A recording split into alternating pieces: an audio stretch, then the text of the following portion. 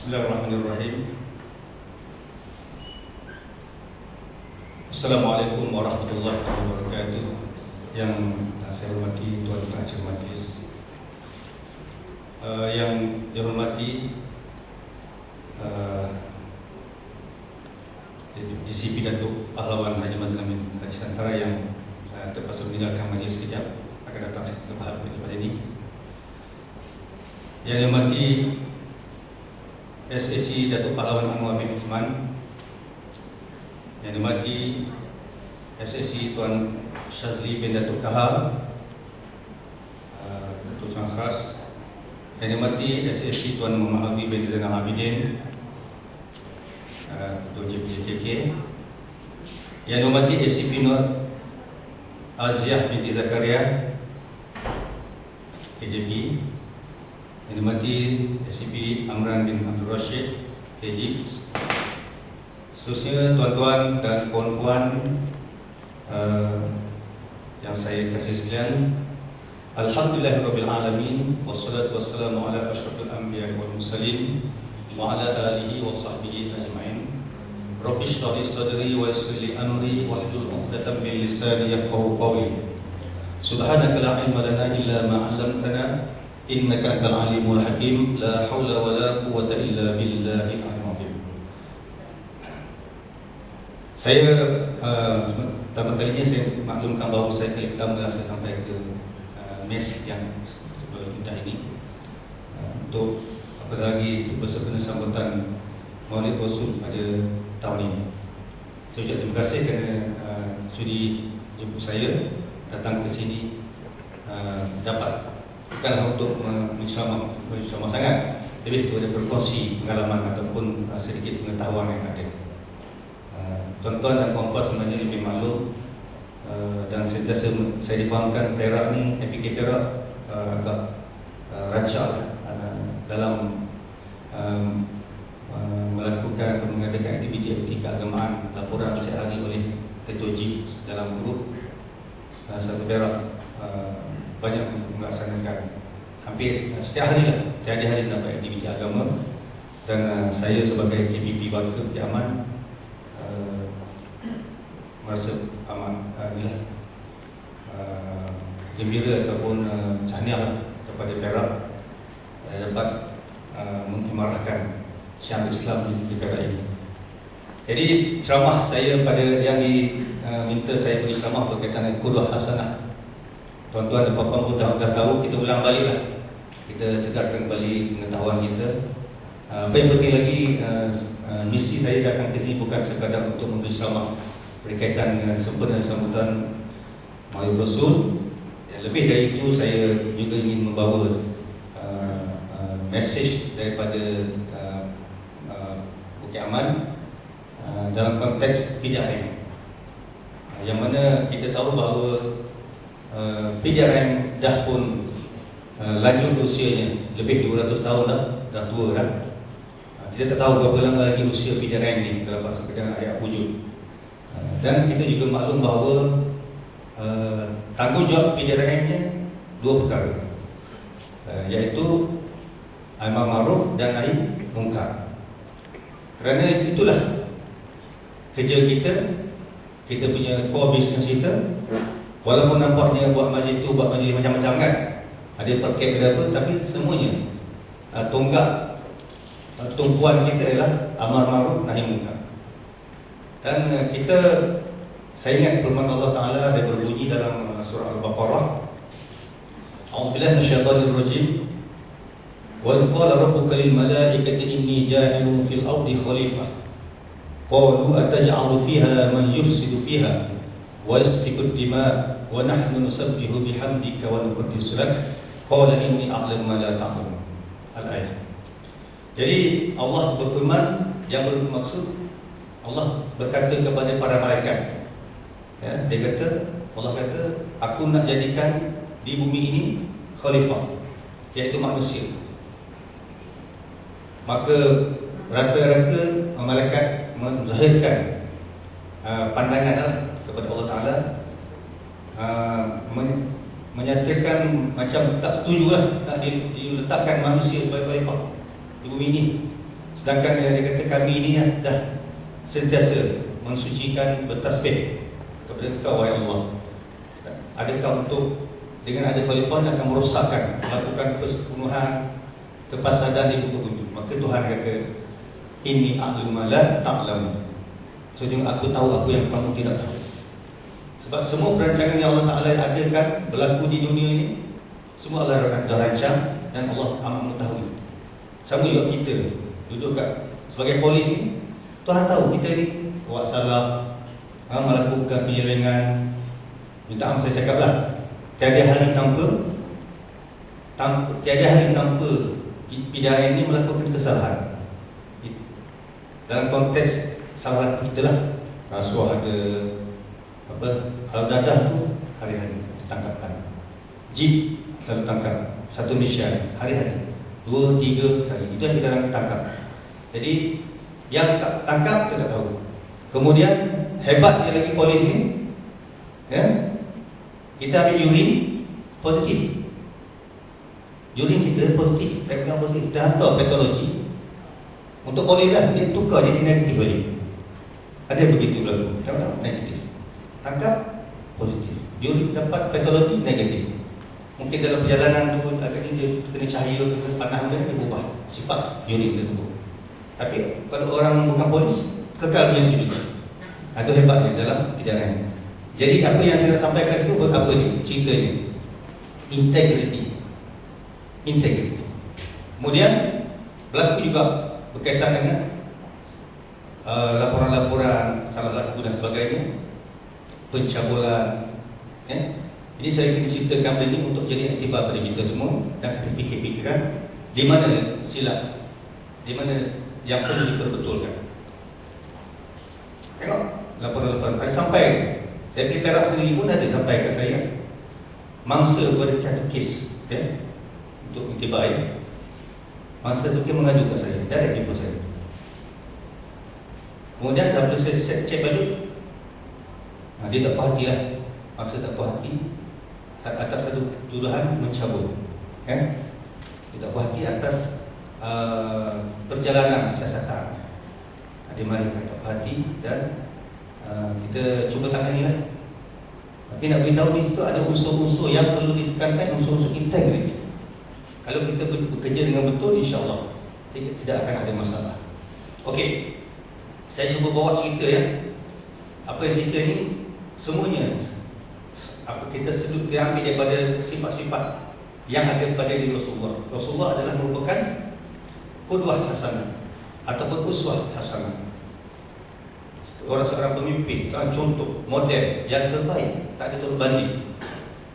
Rasulullah ada menceritakan kepada kita dalam satu hadisnya yang bermaksud dia mendefinisikan siapakah dia orang yang bijak. Jadi sebagai warga PJRM, kita perlu menjadi orang yang bijak. Barulah kita dapat hidup dengan penuh harmoni. Kalau bijak, pentingnya bijak. Apakah definisi bijak?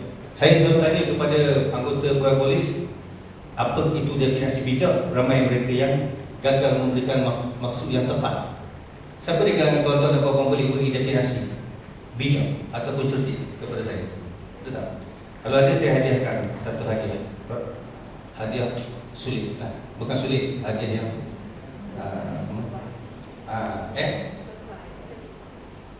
boleh kongsi? Ada?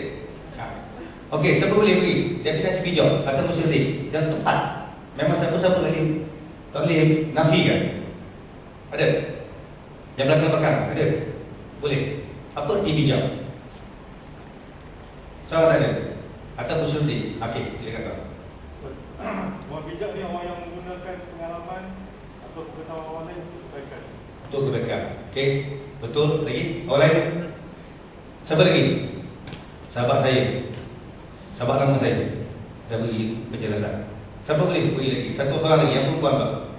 Wanita. Okey, silakan. Bijak bagi saya, boleh membawa emosi dan bijak. Okey, boleh membawa emosi dan minda. Betul, bijak. Okey.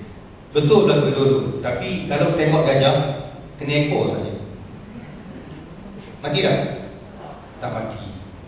Jadi yang tepat sekali siapa? Tak ada siapa boleh nafikan. Ada orang kata profesor, bijak, betul betul, tapi tepat. Yang paling tepat Nabi kata al-kayyis man dana nafsahu wa amila lima ba'dal maut. Orang yang al-kayyis maknanya orang yang bijak, orang yang cerdik. Nabi kata, siapa dia? Man dana nafsahu, ialah orang yang dana. Ustaz, apa maksud dana Ustaz? Man dana nafsahu, orang yang mengagamakan diri dia. Orang yang mengagamakan diri dia tu, dia mengagamakan diri dia. Dia nak berdiri, dia cara agama, dia nak cakap cara agama, peraturan, dia nak nasihat pada orang dengan cara panduan agama, nak makan, nak minum, nak kahwin, nak mengorat, semua cara agama. Nak masuk toilet, keluar toilet, nak tidur, apa lagi, nak message, WhatsApp, kan? WhatsApp kan? Agama kan, kadang-kadang kan WhatsApp kita tidak teratur dengan cara agama, kan? Katakan, mana di situ tak bijak sekejap. Lepas tu bijak balik, jadi kita bijak tak bijak, bijak tak bijak. Jadi kalau nak siapa masa bijak, orang yang mengagamakan diri. Kalau kita kerja polis trafik, saya ada pengalaman lah 4-5 tahun trafik. Tuan ada nampak ada pengalaman tuan dalam trafik kemudian apa lagi? Kalau kita kerja trafik contohnya, saya agak macam mana? Sebab polis trafik ini banyak terdedah kepada risiko yang negatif. Sebab tu kerja polis trafik amatlah mulia, ya? Tapi mesti ada al-kayyis tadi, orang bijak. Sebab kita nak polis ke, JIJK ke, JBJKK ke, OCS ke, saya dapat makluman OCS dan timbalan OCS menjual surat rentas negeri atau daerah sampai ke kami. Sambil cek-cek ada betul, dapat bukti, mereka ada sembunyi, ada bukti. Jual tas padan. Kemudian ada pula yang kalau yang nak datang minta bantuan tas padan daerah ke dia suruh pula orang tu belanja dia makan, bayar lagi. Kalau yang perempuan tu dia mengorat lagi, cikgu-cikgu jadi mangsa. Itu tak sedih kan? Ada tak sedih? Datanglah benda yang tak elok. Sebab kita untuk kalau untuk rasuah ni ada 3 elemen rasuah, ya? 3 elemen rasuah. Nabi kata ar-rasyid wal murtasyid finnar. Orang yang memberi rasuah, orang yang menerima rasuah, keduanya dalam api. Ada 3 elemen. Pertama ruang, kedua peluang, ketiga keperluan. Ada 3 elemen ni, maka terjadilah elemen rasuah. Walaupun kerja kat jabat tanah ke, walaupun kerja kat veterina ke, tak ada lah. Ada 3 ruang. Kalau trafik contohnya, kerja trafik dah ada ruang lah. Kita trafik. Kemudian dia sekat kereta, tahan kereta, tak pakai terjebak geledah, dah ada peluang. Kalau dia tahan kereta, tak pakai, kenapa tak pakai? Oh betul, sama ni. Ini RM300 dan bayar macam mana? Dah ada peluang. Jahit, dia berapa? Saya bayarlah 50 sen. Oh 50 sen, saya tak perlu 50 sen, sikit sangat. Ruang dah ada, peluang dah ada, keperluan belum ada. 50 sen, tak nak. Tinggi sikit lagi, RM20. Sikit sangat, tak perlu, saya ada duit RM20. Bagi RM50, RM100. Oh dah perlu, RM50, RM100 dah. Maka berlakulah satu pelakon rasuah. Suami pula dekat rumah, ini lah harus bukan rasuah pula, benda lain pula, gaduh dengan bini. Kita dalam polis untuk makluman sekadar di sini lah. Sebab saya kendalikan kes rumah tangga banyak. Tiada minggu tanpa kes. Tuan Alwi pula dekat kiamat. Apa-apa yang nak kahwin poligami semua sampai kat pengurusan dasar skim syarat. Tuan suruh apa? Akan sampai kehabisan kat saya. Nak poligami, benda baik, sampai kat saya. Saya lah yang bertanggungjawab nak meluluskan poligami, menyokong poligami perempuan semua. Nak marah saya. Yang saya sokong-sokong tu. Dekat Tuan Alwi ni, dia tengok kes tu kan, bakal setuju je, jalan skim syarat. Ya. So isunya kita bagi, berlakunya kenapa? Ada orang kedua, ada orang ketiga, ada orang keempat. berlaku. Saya kaji-kaji balik punca kat mana? Kerana tak cerdik. Kerana tak cerdik, maka berlakulah itu. Ada yang terkini itu KPSL. Sama-sama KPSL, pelatih. Dia ada suami macam ada isteri.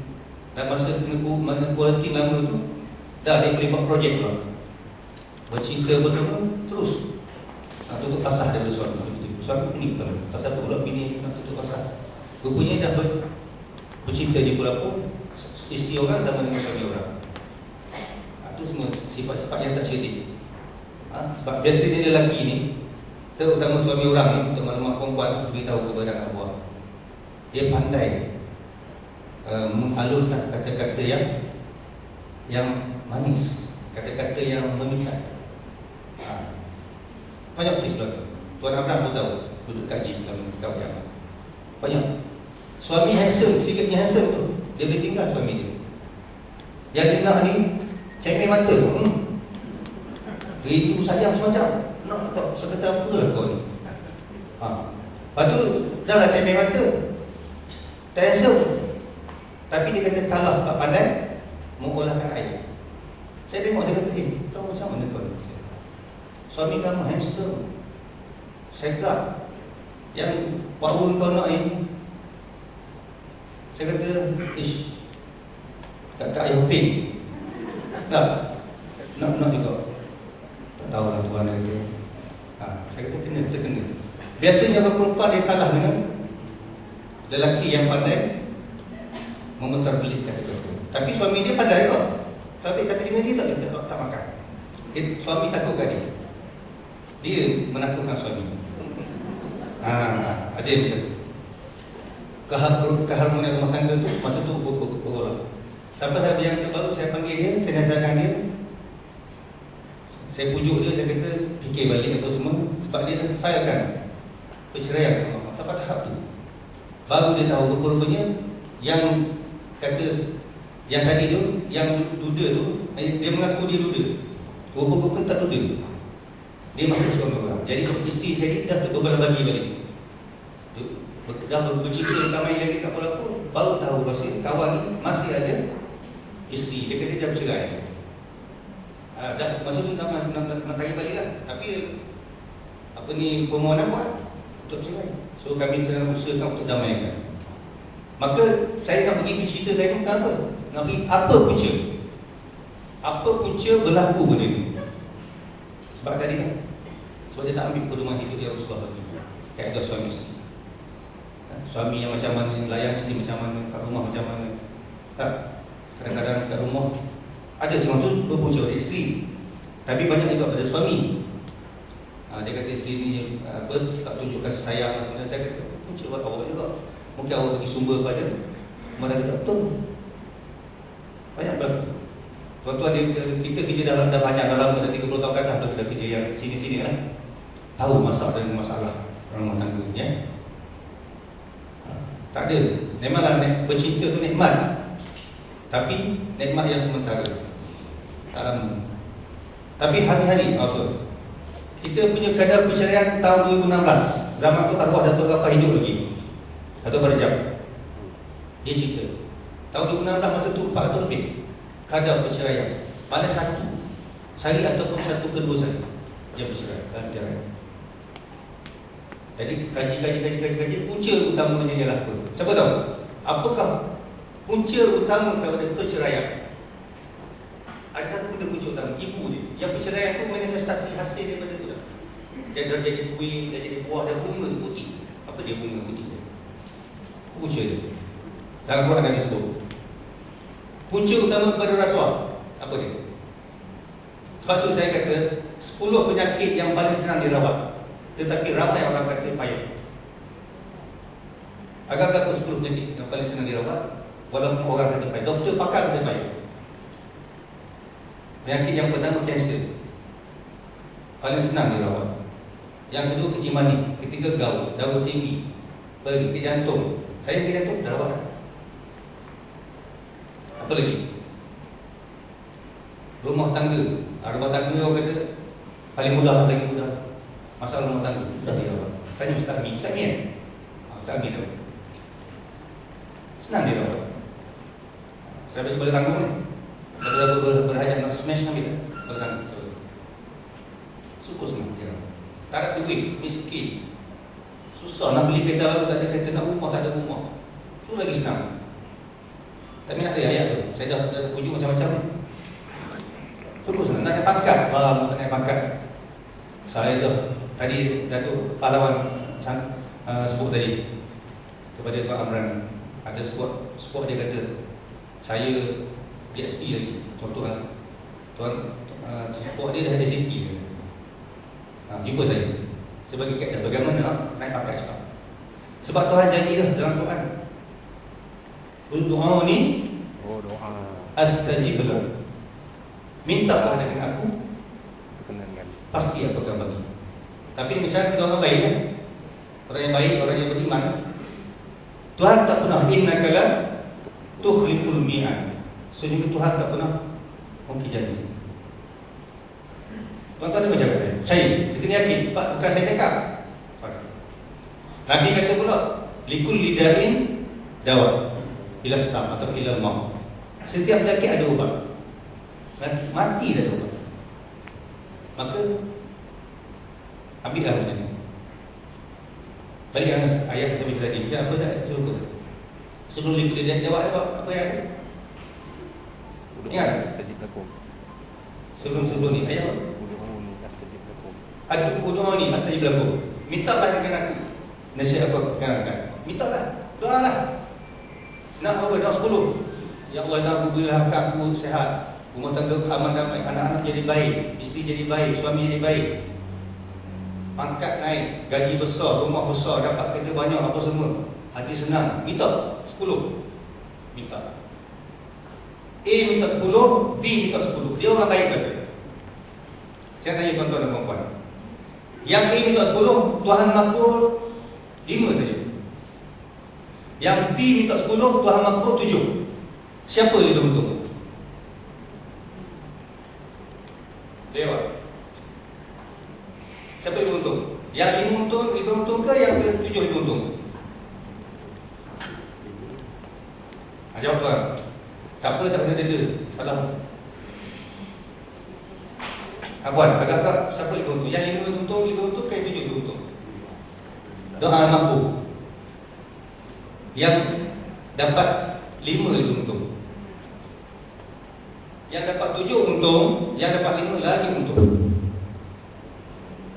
Okey, bala tanggung. Saya bagi bala tanggung lagi. Tak ada siapa nak semeh.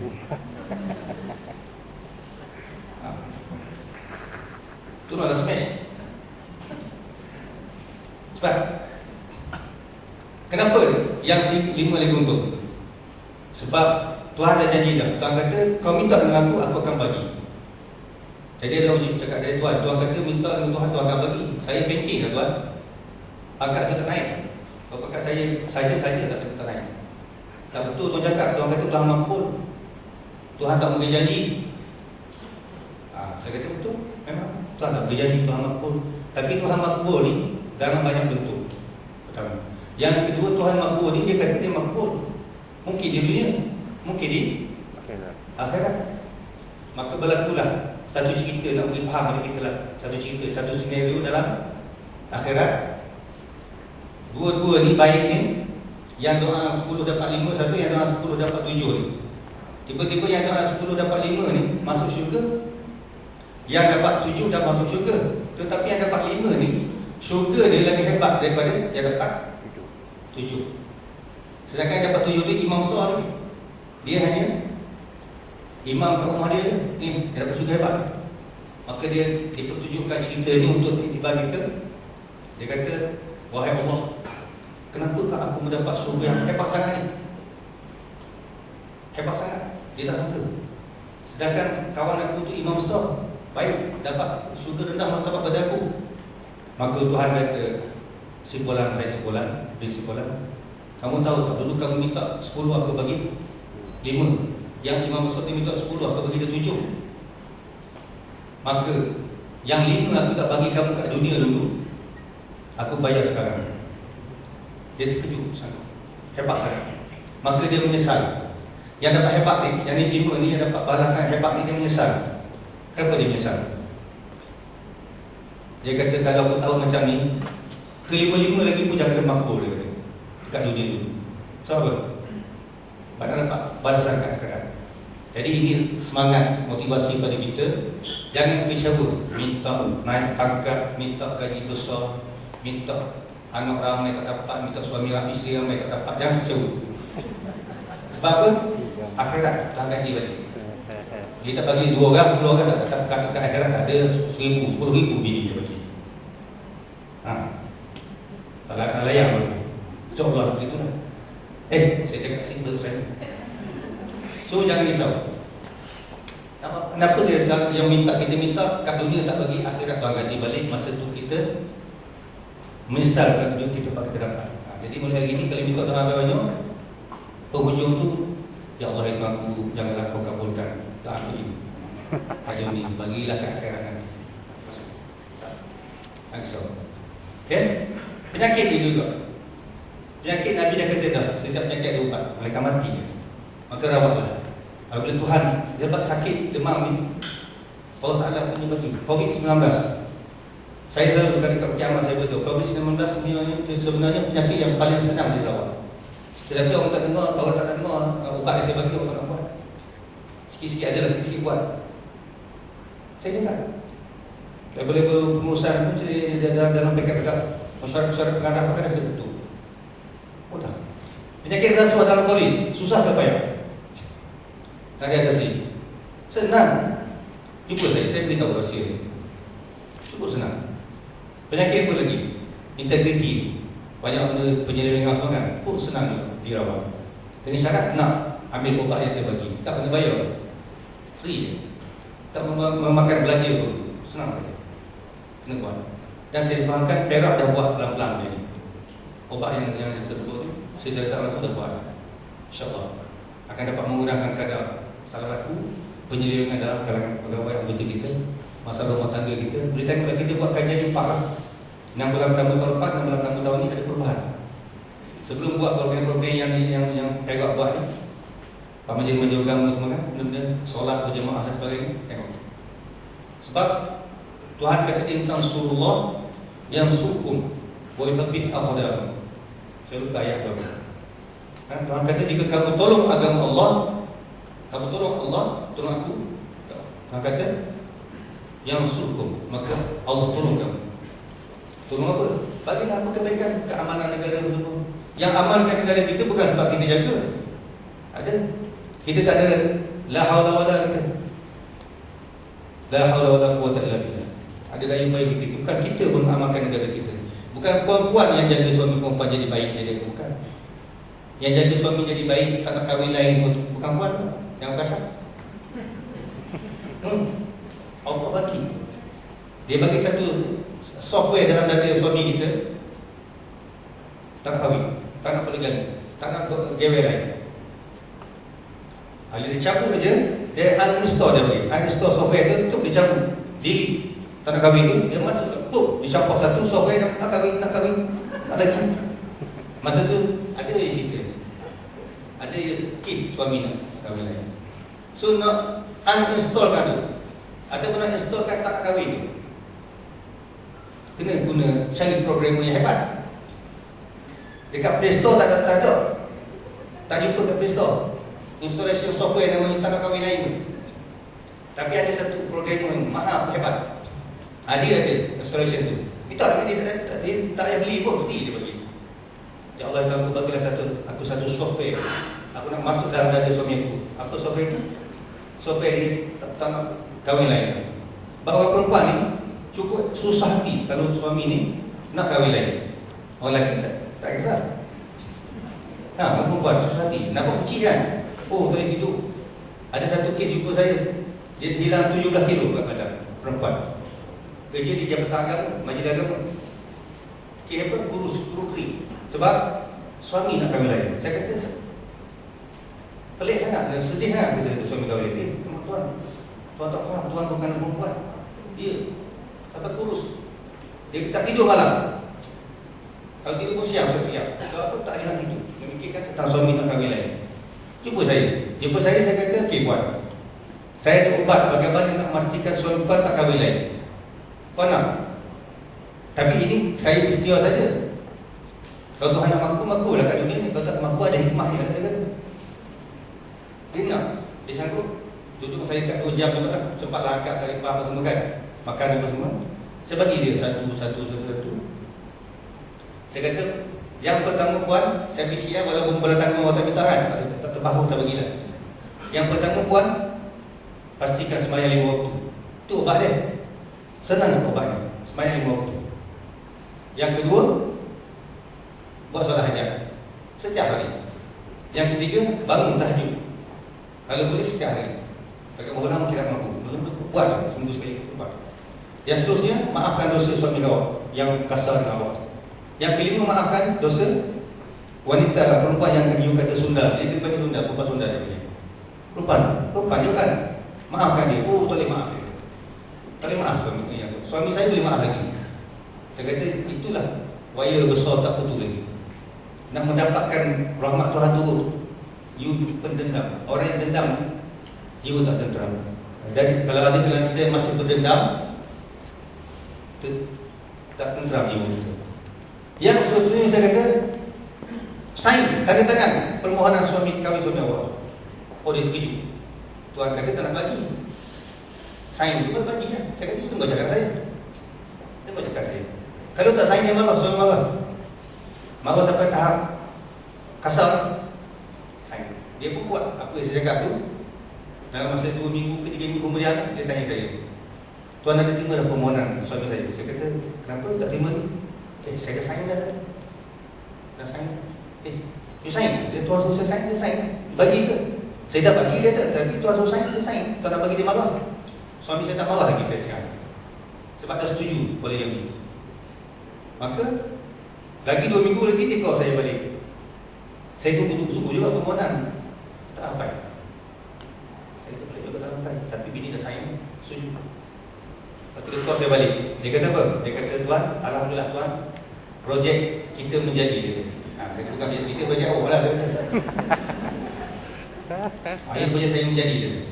Jadi apa? Suami saya cakap dia tak cakap. Saya kata tu mungkin Tuhan izinkan. Saya kata mungkin orang lain kata saya kata, tapi Tuhan izin pada awak. Oh, happy lah dia. Jadi berat badan awak dah naik dah. Dah naik 7 kilo dah. Dia kata benar kalau bukan cerita dongeng. Kalau dongeng saya cerita dongeng. Saya kata dongeng cerita benar. Betul tak ya kan. Pasal apa tadi cerita lah. Banyak cerita lah. Saya pun dah tak ada kalangan 5 orang. Okey. Bagus. Tanya. Meeting. Jadi kalau ada, saya kata beritahulah siapa isteri yang nak kahwin lain, isteri yang kahwin lain, suami nak kahwin lain, beritahu saya. Beritahu melalui Tuan Amran apa. Saya boleh bagi ubat. Tak perlu jumpa saya pun. Baka tak perlu jumpa. Cukup melalui online. Kita bagi ubat. Kita bagi ubat yang dos tinggi sikit apa. Kalau dapat tu, dos rendah sikit. Boleh insyaAllah. Selesai. Sebar-sebarkan masalah ni kepada sebab banyak berlaku dalam rumah tangga. Saya banyak juga dapat bukan komplain lah, rungutan daripada atasan lah. Dia kata apa bakal buat berkaitan dengan banyak berlaku mutakhir ni, kes bunuh diri. Kes bunuh diri ni, dia kata apa bakal buat. Siapa bunuh diri? Kita siasat, jangan tengok. Punca pertamanya, dia tak pernah diselia dengan baik oleh penyelia. 6 bulan lah tak SKD. Sebab tu Tuan Alwi mahir lah tentang perkara ni. Dia boleh berkawan nanti, dia boleh buat lah. SKD main peranan yang amat penting. Cek tanggungjawab. Sebab tu saya keluarkan pengarah JIP keluarkan arahan pada 16 bulan November tahun lepas, tahun Isya 16 November tahun lepas. Kita keluarkan arahan semua salah laku yang dilakukan oleh pegawai anggota kekal awal dalam PDRM, maka beliau mesti dirujuk segera kepada JIP, kepada Baka untuk sesi kaunseling dan juruni cara. Dan tak lupa juga penyelia dia. Ya, penyelia tu kita kena kalau pegawai dia ni katakan J dia ada masalah, OSPD dia kena dirujuk kepada Baka. Saya kena jual satu kes ACP yang dirujuk. Tapi ACP dia komplain lah, dia kata aku dah ACP kena rujuk juga. Saya tetap kalau SSC pun kena rujuk juga. Terjuk. Sebab apa? Sebab you gagal seliakan orang bawahan. Okay? Saya cakap ni SSC saya tak rujuk lagi. Sebab saya SSC. Kalau saya DC, mungkin SSC terujuk tuan ya. Pada dalam kat situ adalah nasti kecuali IGP yang semua rujuk kepada kaunselor dan juga ronde cara agama. Kita bukan itu. Tapi dalam polis ini kalau rujuk kepada kaunseling, dia rasa macam terhina. Saya kata percuma tak kena bayar. Kalau swasta kena bayar. 2-3 ribu kena bayar rujuk kaunselor. Kat media negeri dia kata bukan masalah kena bayar, malu kata. Kalau OSPD pergi rujuk kepada kaunselor, rasa malu sangat. Silap, jangan malu. Benda tak boleh malu, patut bangga. Tulis besar-besar, saya telah divaksinkan oleh kaunselor. Jangan malu. Okey? Satu lagi, saya tak tunggu sangat yang orang ulama apa yang berbicara tentang modal rasul kan. Tuan-tuan pada tahu dah. Kita buat hal semasa kita berlaku ini. Okey. Satu lagi berkaitan dengan contohlah. Kita kadang-kadang tak boleh terima banyak kes, banyak juga raja-raja sampai melalui baka ni. Kami nak tukar, minta alihkan tempat suami dia kerja, susah dah, jauh dah. Yang suami pula gitu juga, rumah tangga jauh dan sebagainya kan, susah dan sebagainya. So tuan-tuan dan puan-puan, pihak Bukit Aman tak pernah memandang enteng hal kebajikan keluarga kita. Sampai ke saya lah, banyak kes-kes sampai ke saya, sampai rumah tangga pun nak pecah kerana duduk jauh, jarak jauh. Jadi apa peranan kita? Saya sebagai baka ni, saya panggil pergi kaunseling, dapatkan maklumat tepat, kita recommend. Kalau kita wajar sangat, kita recommend kepada pengurusan untuk didekatkan. Siapa nak bercerai pada dia? Dah bercerai pada dia. Kes apa? Kes jauh. Pasalnya banyaknya yang lelaki mahal lah, dia jauh PJJ kan, dia ada hal lain. Dia tak minat nak balik lah, ada penawar kan. Penawar lah, penawar yang tak betul lah. Dan isteri dirisau. Ada berkait pula, isteri pula tak kisah tuan bila jauh pun. Sebab apa? Dia dah ada penawar juga. Jadi rosak pasukan kita. Sebab apa? Mendapat penawar yang silap. Ini berlaku di mana-mana dalam bidang ini. Ya. So kita fikir satu perkara lah. Apa segala perkara yang berlaku pada kita, malapetaka berlaku pada kita, tentu ada apa? Hikmah. Kemalangan besar. Saya pernah berlaku kemalangan, melibatkan kematian. Anak-anak saya meninggal, isteri saya meninggal. Masa itu kita kata kecewa lah. Tapi fikir balik, Tuhan kata setiap benda ada hikmah yang berlaku, yang risau. Tuhan dari benda tak pernah secara kebetulan, secara sia-sia hantar seekor kuman sekalipun, bukan kebetulan, bukan sia-sia. Ada tujuan Tuhan jadikan. Cuma kita tak nampak lagi. Tuhan jadikan, dapatkan kita suami yang ganas. Patut bersyukur. Alhamdulillah, syukur Allah Ta'ala dapat suami yang ganas. Tapi kita tak syukur. Kita lawan dengan syaitan betul apa? Siti Asyah. Kenal Siti Asyah? Ada tak Siti Asyah? Tak ada. Siti Asyah ni seorang wanita solehah, ahli syurga. Dia ni, suami dia siapa dia? Ya? Tak kenal suami Siti Asyah. Mak kita cerita dulu. Zaman Fir'aun dulu. Siti Asyah suami dia Fir'aun. Bukan Fir'aun biasa, dia ramai Fir'aun ni. Tapi dia, Fir'aun dia, suami dia abang dia ni mengaku dia tu Tuhan. Faqala ana rabbukumul a'la. Dia kata aku Tuhan yang maha tinggi. Suami dia, abang dia mengaku suami. Tapi dia tak pernah minta cerai daripada suami dia. Saya beritahu yang kaum Hawa yang jumpa saya sisi ni, saya kata adakah dia cerita suami dia nakal jahat kan? Saya kata agak-agak dengan suami awak dengan Fir'aun siapa jahat? Tuan, tak adalah macam tu dia tu. Baik suami awak dia kata. Sekadar ada kewel lain, baik lagi ya. Fir'aun ngaku dia tu hantu. Tak pernah Siti Asyah pergi mahkamah syariat tuntut fasad. Awak dah pergi mahkamah syariat buat apa? Ada yang pergi mahkamah syariat tuntut fasad sebab dia pegawai polis juga. So, apa yang dapat pada Siti Asyah? Dia jadi ahli syurga. So tuan-tuan perempuan ni, contohilah Siti Asyah. Apatah lagi perempuan tidak ada masalah dengan suami. Lagi betul. Saya sampaikan perket itu kerana perket banyak masalah. Tapi tak boleh tampil ke depan, so makan hati. Hilang berat badan sampai 17 kilo. Saya kata awak ni, saya kata jelita je. Saya kata, siapa tuan cakap itu? Saya kata fikir awak ni jelita. Dia kata, ya tuan, berat badan saya hilang 17 kilo. Apa tu tuan? Berat badan kau turun sangat, cengkong kan? Tak awak. Dia perempuan kalau boleh berisi. Sedap tengok mata mana. Betul?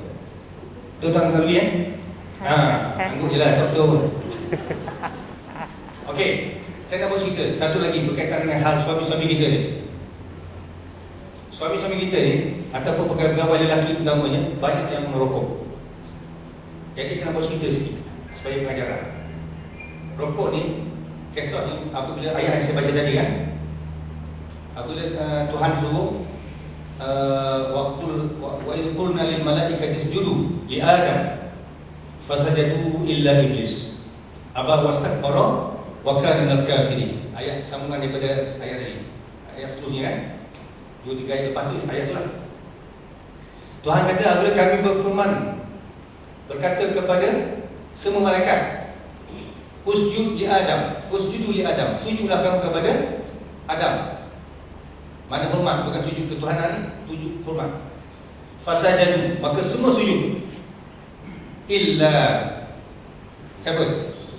Iblis. Iblis ekor je tak sujud. Sedangkan Iblis tu nama asalnya Azazil. Iblis ni masa tu apa dia punya pos dia sekarang ni? Apa pos Iblis masa tu dalam surga? Ketua malaikat. Ketua kepada malaikat-malaikat, imam besar. Imam besar kepada malaikat-malaikat. Itu Tafsir Iblis ni, Tun Iblis ni, pakar besar. Tak sujud illa Iblis. Kenapa? Abang enggan, dia tak sujud. Orang yang sebut sujud hormat, enggan dia. Aba wastakbar, enggan dalam enggan pula takabur dia. Tuhan tanya kenapa kamu tak sujud? Aku suruh, aku perintah. Dia kata apa? Engkau jadikan aku daripada api. Wa khalaqtahu min tin. Engkau jadikan Adam daripada tanah. Takkan api nak hormat pada tanah. Dia kata tak ada kelah bawah dia. Dia ego abang wastakbar. Maka Tuhan kata wa kana minal kafirin. Kau dah jadi orang kufur orang kafir. Maka ada cerita ni, wallah tak percaya, tak baca percaya dengan cerita dia. Cerita-cerita orang dulu, cerita dulu. Dia kata setelah Tuhan kata dia kafir tu, dia terkejut sebab dia imam besar. Imam besar dia kata kafir kan, terkejut dia dan dia kata terkencing. Azazil ni dia makhluk yang makan, malaikat tak makan. Azazil jin dia makan. Ni dekat kita ada pernah jin. Sebelah tuan-tuan ni banyak jin. Ada yang mesti mata bosok mata. Saya mengantuk. Jin ada sekarang banyak. Kita nampak. Maka dia kata terkencing lah dia. Dan satu titis kencing Iblis tadi, Azazil tadi terjatuh terkena jatuh. Bumi kecil kan, terkena. Tapi kalau tak jatuh di bumi, di laut, dan menjadi sebuah pulau. Pulau itu dikenali masa itulah, masa dulu, Pulau Tobek. Pulau Tobek. So di pulau tersebutlah ditumbuhi dengan pokok-pokok. Pokok apa? Tobacco. Pokok tobacco. Pokok apa? Tobacco. Tebakar. Orang kata bagi tebakar. Pokok tebakar tu pokok tebakar. Pulau tu tak berpenghuni lah, nama dulu kan. Sekarang ni pulau tu nama komersial dia Tobago Island. Pernah tak? Tobago Island. Dalam kitab apa? Pulau Tobek. Dalam cerita masa dia bagi Pulau Tobago Island. Tumbuh dengan pokok-pokok tembakau. Hasil daripada titisan jatuh dia itu. Maka masalah zaman dulu melancong, tersinggahlah di pulau itu berehat 2-3 malam. Jadi di hutan kan, pulau dia bersih lah. Dia mengurung hutan tu, bersih bakar-bakar kan, sampai dia baring kan. Angin sepuluh-sepuluh bahasa ni, asap. Masa tidur baring-baring kan, asap masuk hidung dia. Sedap dia kata. Dia kawan-kawan dia tak betul. Dia berikut asap-asap. Aku pergi sampailah, nampak daun tu menyala. Dan tembakau yang hangus tu macam tu, dia ambil kau. Dia pun burung-burung. Best. Nak balik ke negara dia, ke Amerika mana kan? Dia ambil 2-3 pokok, buat benih, tok kat tempat dia. Sampailah ke Kelantan dengan Malaysia. Pokok tu. Sekarang ni. Tu. Jadi abang kan? Nak beritahu abang bawa lah sokok, baru mulai sini tu ada di situ dekat mes. Ada pokok Tobago, dia pulau Tobago. Kata search kita kisah ni ada. Kisah ni ayah saya, arwah saya cerita zaman tahun 70-an dulu. Nama dulu kitab kuning, Pulau Tobago. Saya balik Tobago Island, Pulau Tobago. Pulau Pencungan sekarang. So nasihatkan anak-anak kita janganlah terkena termakan air kecil. Jadi saya boleh kata sebab tuan-tuan kita tak ada merokok. Saya tak ada seorang merokok. Dia boleh lah. Kalau dia tak berani juga kan, kecil hati kan. Okey, alhamdulillah. Kemudian tuan-tuan dan puan-puan, jagalah. Rasulullah sentiasa menjaga makan minum. Semua benda-benda ni yang daripada Rasulullah itu semua patut dicontohi teladan pada kita. Jaga makan minum. Makan minum macam mana yang macam mana kita tahu. Halalan thayyibah. Makan benda yang halal, tak cukup dengan halal, bersih. Kita macam cakap, saya dulu boleh saya dapat video dari YouTube yang itulah satu kedai makan yang pekerja-pekerja dia Bangla dia macam mana? Dia atas Bangla tu apa tu? Nepal. Myanmar Nepal ni. Dan dia orang tu bukan Islam.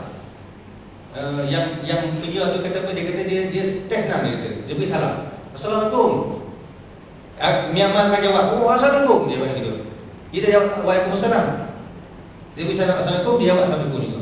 Tapi restoran bismillah. Nama restoran bismillah. Lepas tu dia tengok nak kedai dia.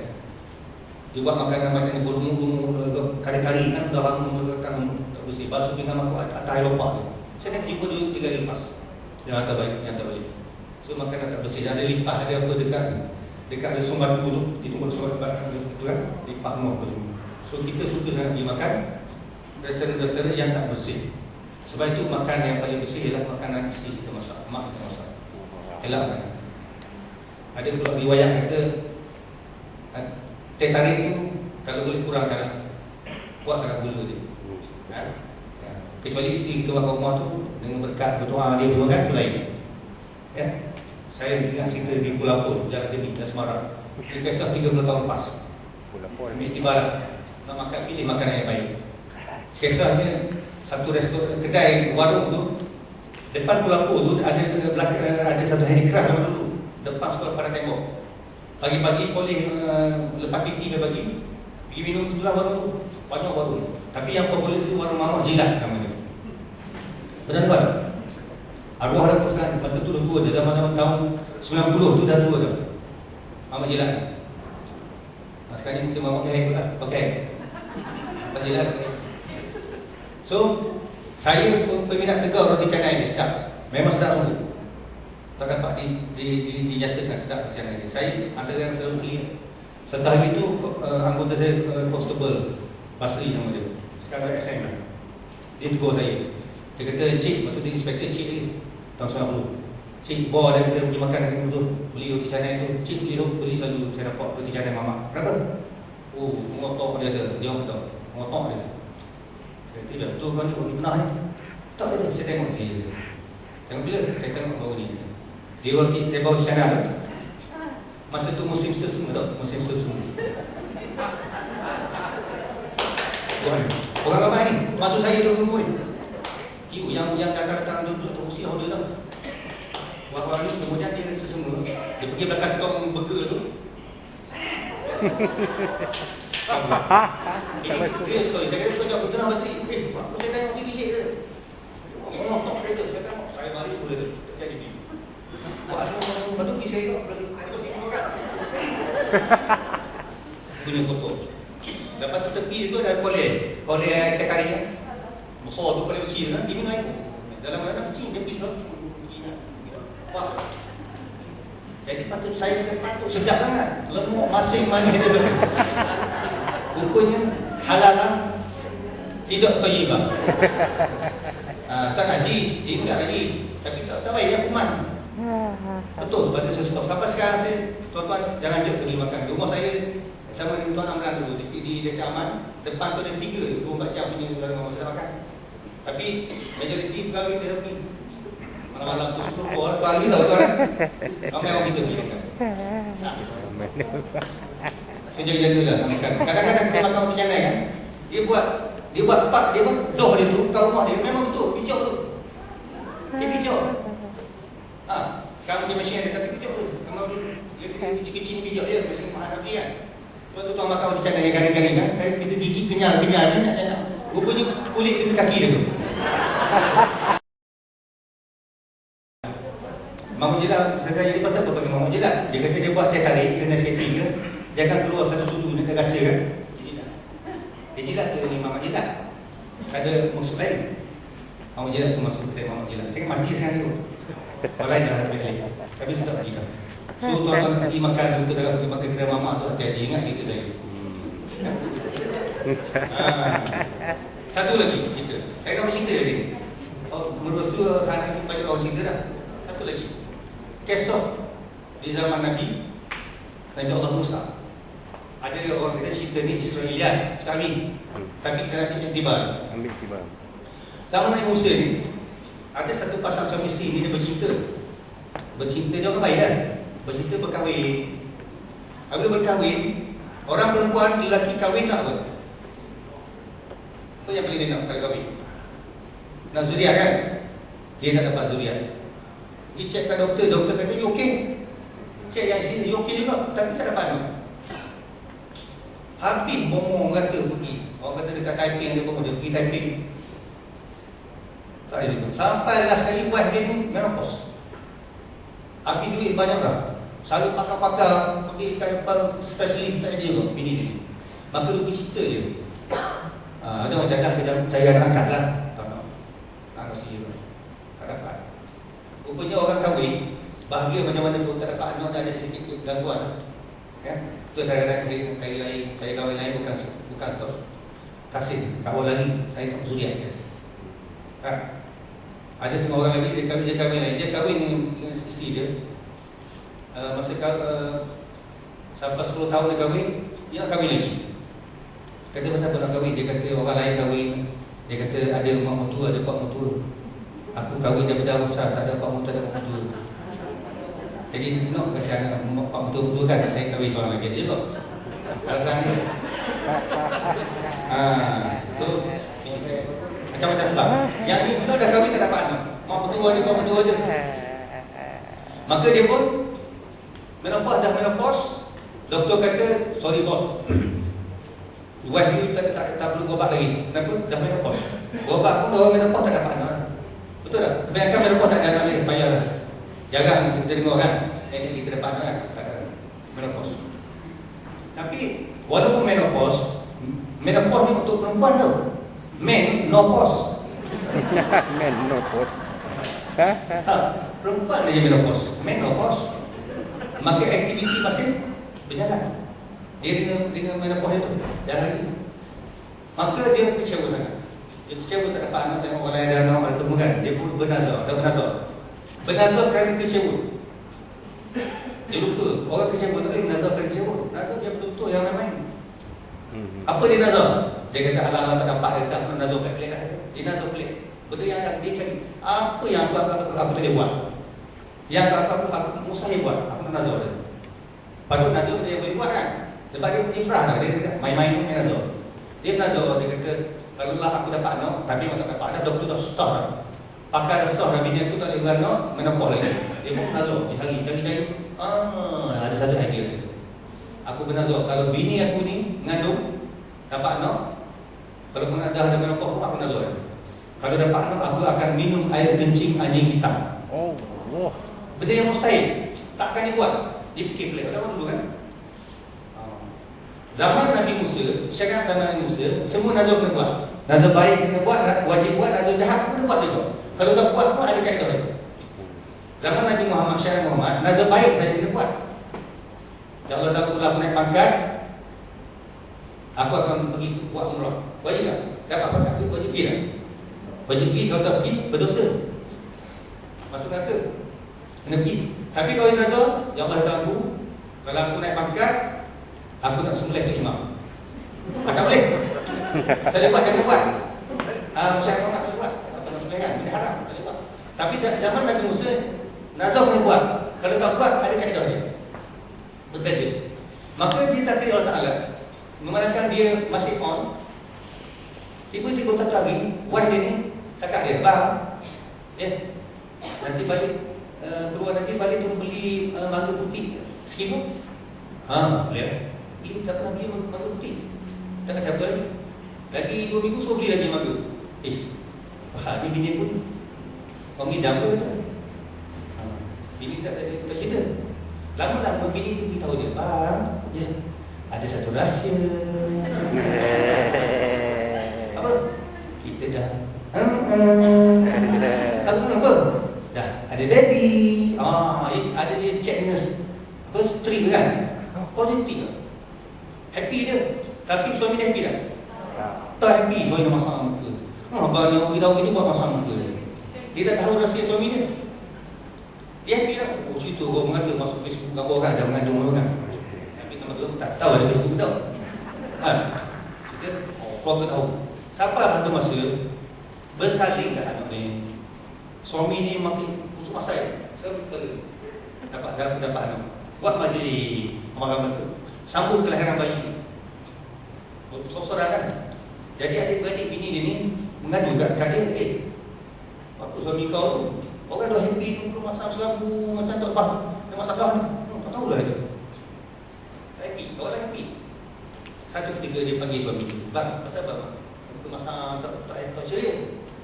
Mau sebut adik-beradik tanya pasal apa? Dia kata kau tak ada cerita. Cerita apa? Dia pun cerita. Dia nak tahu apa tu? Pasal apa abang buat itu? Dia pun kata, kau satu hal juga kata. Tak benda apa orang mengandung lagi, malah kita pula bergaduh dua-dua tu. Bini dia kata, perkara minta abang kena pergi, kena buat benda tu. Mana ada aku saja buat main-main je. Mana pergi main? Tak adalah kata. Nak minum air kecing, anjing hitam. Maka dia pun rujuklah untuk imam kata dia. Imam dia kata kena buat saya, minta kena ambil air kecing hitam kena minum. Kata rasa lepas dia pun pergi buat. Satu orang yang saya gini lah. Kau pergi jumpa Musa ni penyelesai masalah. Jumpa dia Musa, dia beritahu Musa, Musa kata kena minum. Carilah air kecing hitam. Tak ada. Saya buat cakap saja takkan mustahil, nanti dia semua takkan buat. Lepas tu dia tanya, ada tak cara lain? Musa kata okey, ada kaedah. Satu kaedah. Kaedah ni maksud tuan-tuan dan puan-puan ni nak ambil moral of the story ni. Ini kata. Dia kata pokok ada tak orang yang tak solat? Ramai kata jiran saya tak solat kata. Saya kawan rapat tadi tak pernah solat. Okey, kau balik kampung, rumah kau tunggu hujan turun. Kau tunggu hujan turun, kau ambil satu bekas air. Kau ambil bekas air, masa hujan turun, kau tengok kawan kau ada tak dalam rumah ni. Kau intai, pastikan dia ada. Kau tengok dia ada rumah yang turun, kau ambil bekas air, kau tak dekat saluran air atap. Saluran atap tu air kau jatuh kan, masuk dalam bekas tu. Dapat satu gelas tu, kau minum. Air yang kau minum tu pengganti kepada air kencing anjing hitam. Baik. Tak ada masalah. Dia mesti minum, tak ada masalah. Nak banding air kencing hitam, tak tahu rasa macam mana kan. Ini biasa minum sedap. Baik. Tapi barang ingat dia kata, air hujan yang kau minum tu memang sedap, jernih. Tapi hakikat sebenarnya kalau kau nampak, kalau kau nampak dia kata, pasti kau lebih memilih air kencing anjing hitam untuk kau minum. Air keadaan air hujan rumah kawan kau tu lebih kotor, lebih jelek, lebih hina daripada air kencing anjing hitam. Dia pun ingat dia minum. Okey, sekarang soalannya, what is the moral of the story?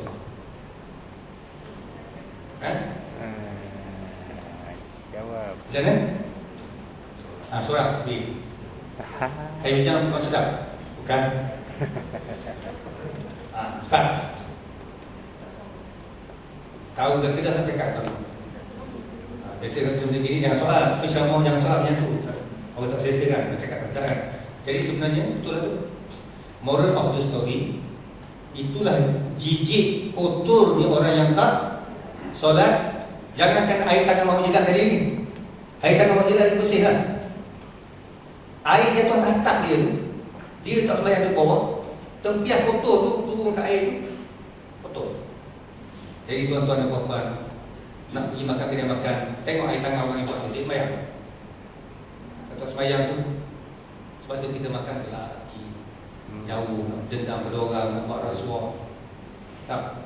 So tuan Nabi, JBJKK kita tu, apa ni, MPV kan, bikin nasihat dia orang, jangan lupa pergi kedai-kedai simpan makan kan.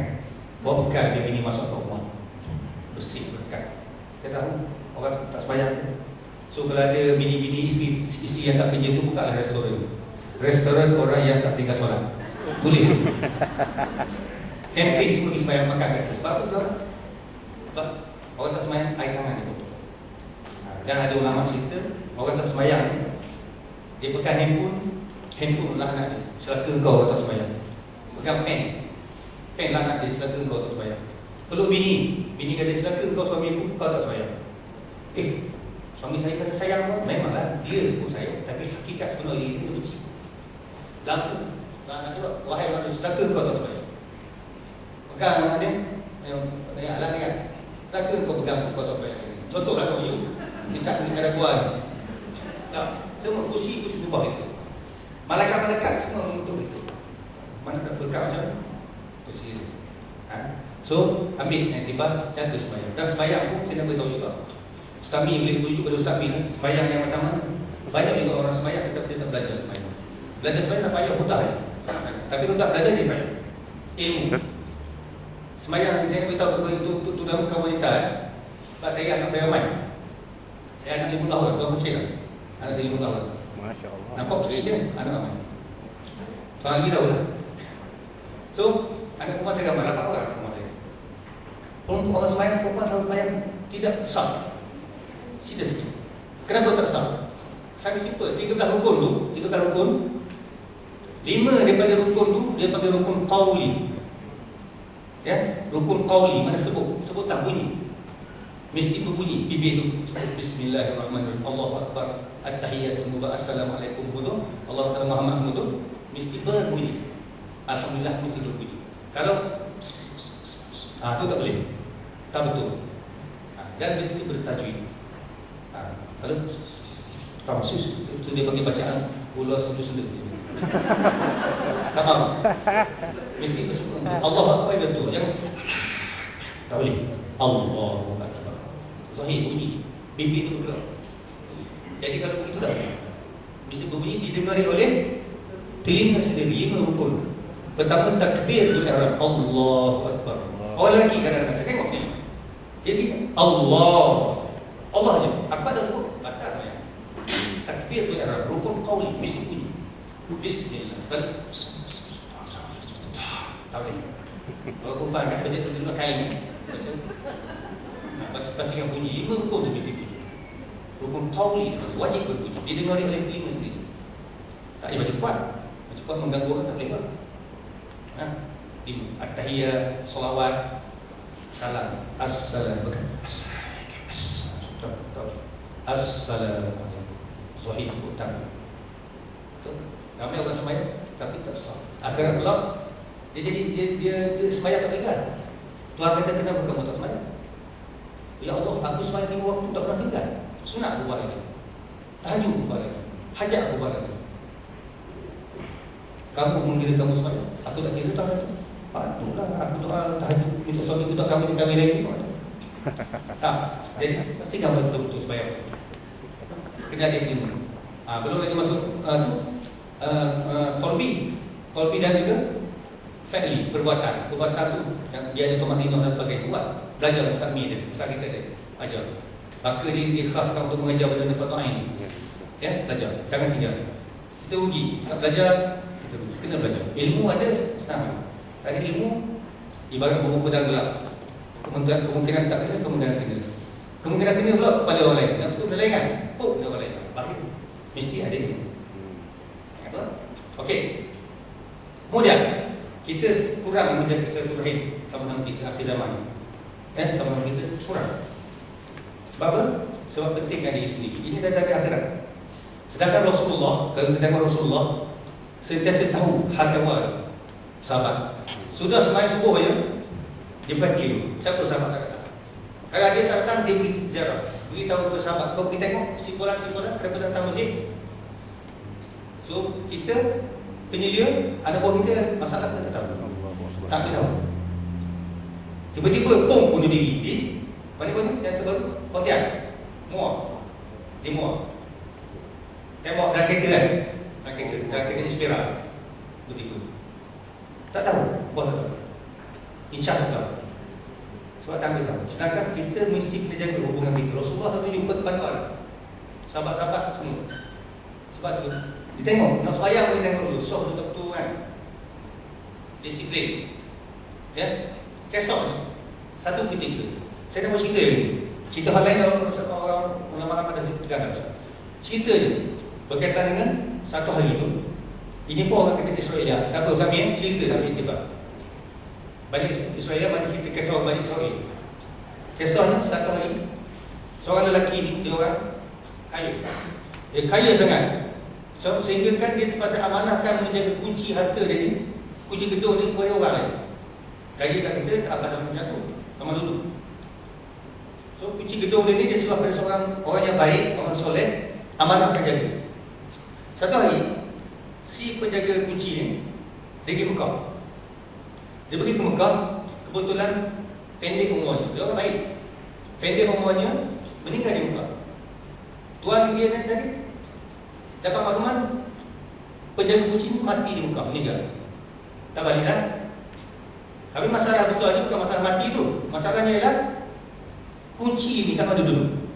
Kunci harta dia ni, gedung dia ni, di mana disimpan oleh lelaki soleh ni. Maka dia tanya berkata, saya cek kat rumah dia tak jumpa, cek berkata tak jumpa.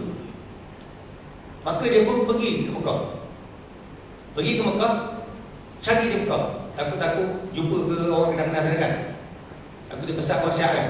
Pergi ke Mekah, tanya, tak jumpa. Dia pun berjumpa dengan seorang orang alim yang mengajar di salah sudut di Mekah tu. Di tadi banyak kat tiang orang kan. Orang-orang ni tanya. Dia ada masalah. Ada masalah, orang tu beritahu, dia kata Syekh macam ni. Dia ni orang macam, orang baik orang buruk. Oh, dia kata orang alim sangat, orang sangat. Sebab tu saya faham, saya kat dia. Kalau orang baik, roh dia dekat Maltazam. Tahu Maltazam? Pergi ke Mekah. Masjid Haram, tak betul. Maltazam kan? Dekat depan Quran. Maltazam kami. Itu roh orang baik di situ. InsyaAllah kita orang baik, kita minta dengan Tuhan, minta tanya ke seluruh roh ni. InsyaAllah dia jawab. Dia pun dengar cakap orang tua tu, orang Syekh tu, dia pergi.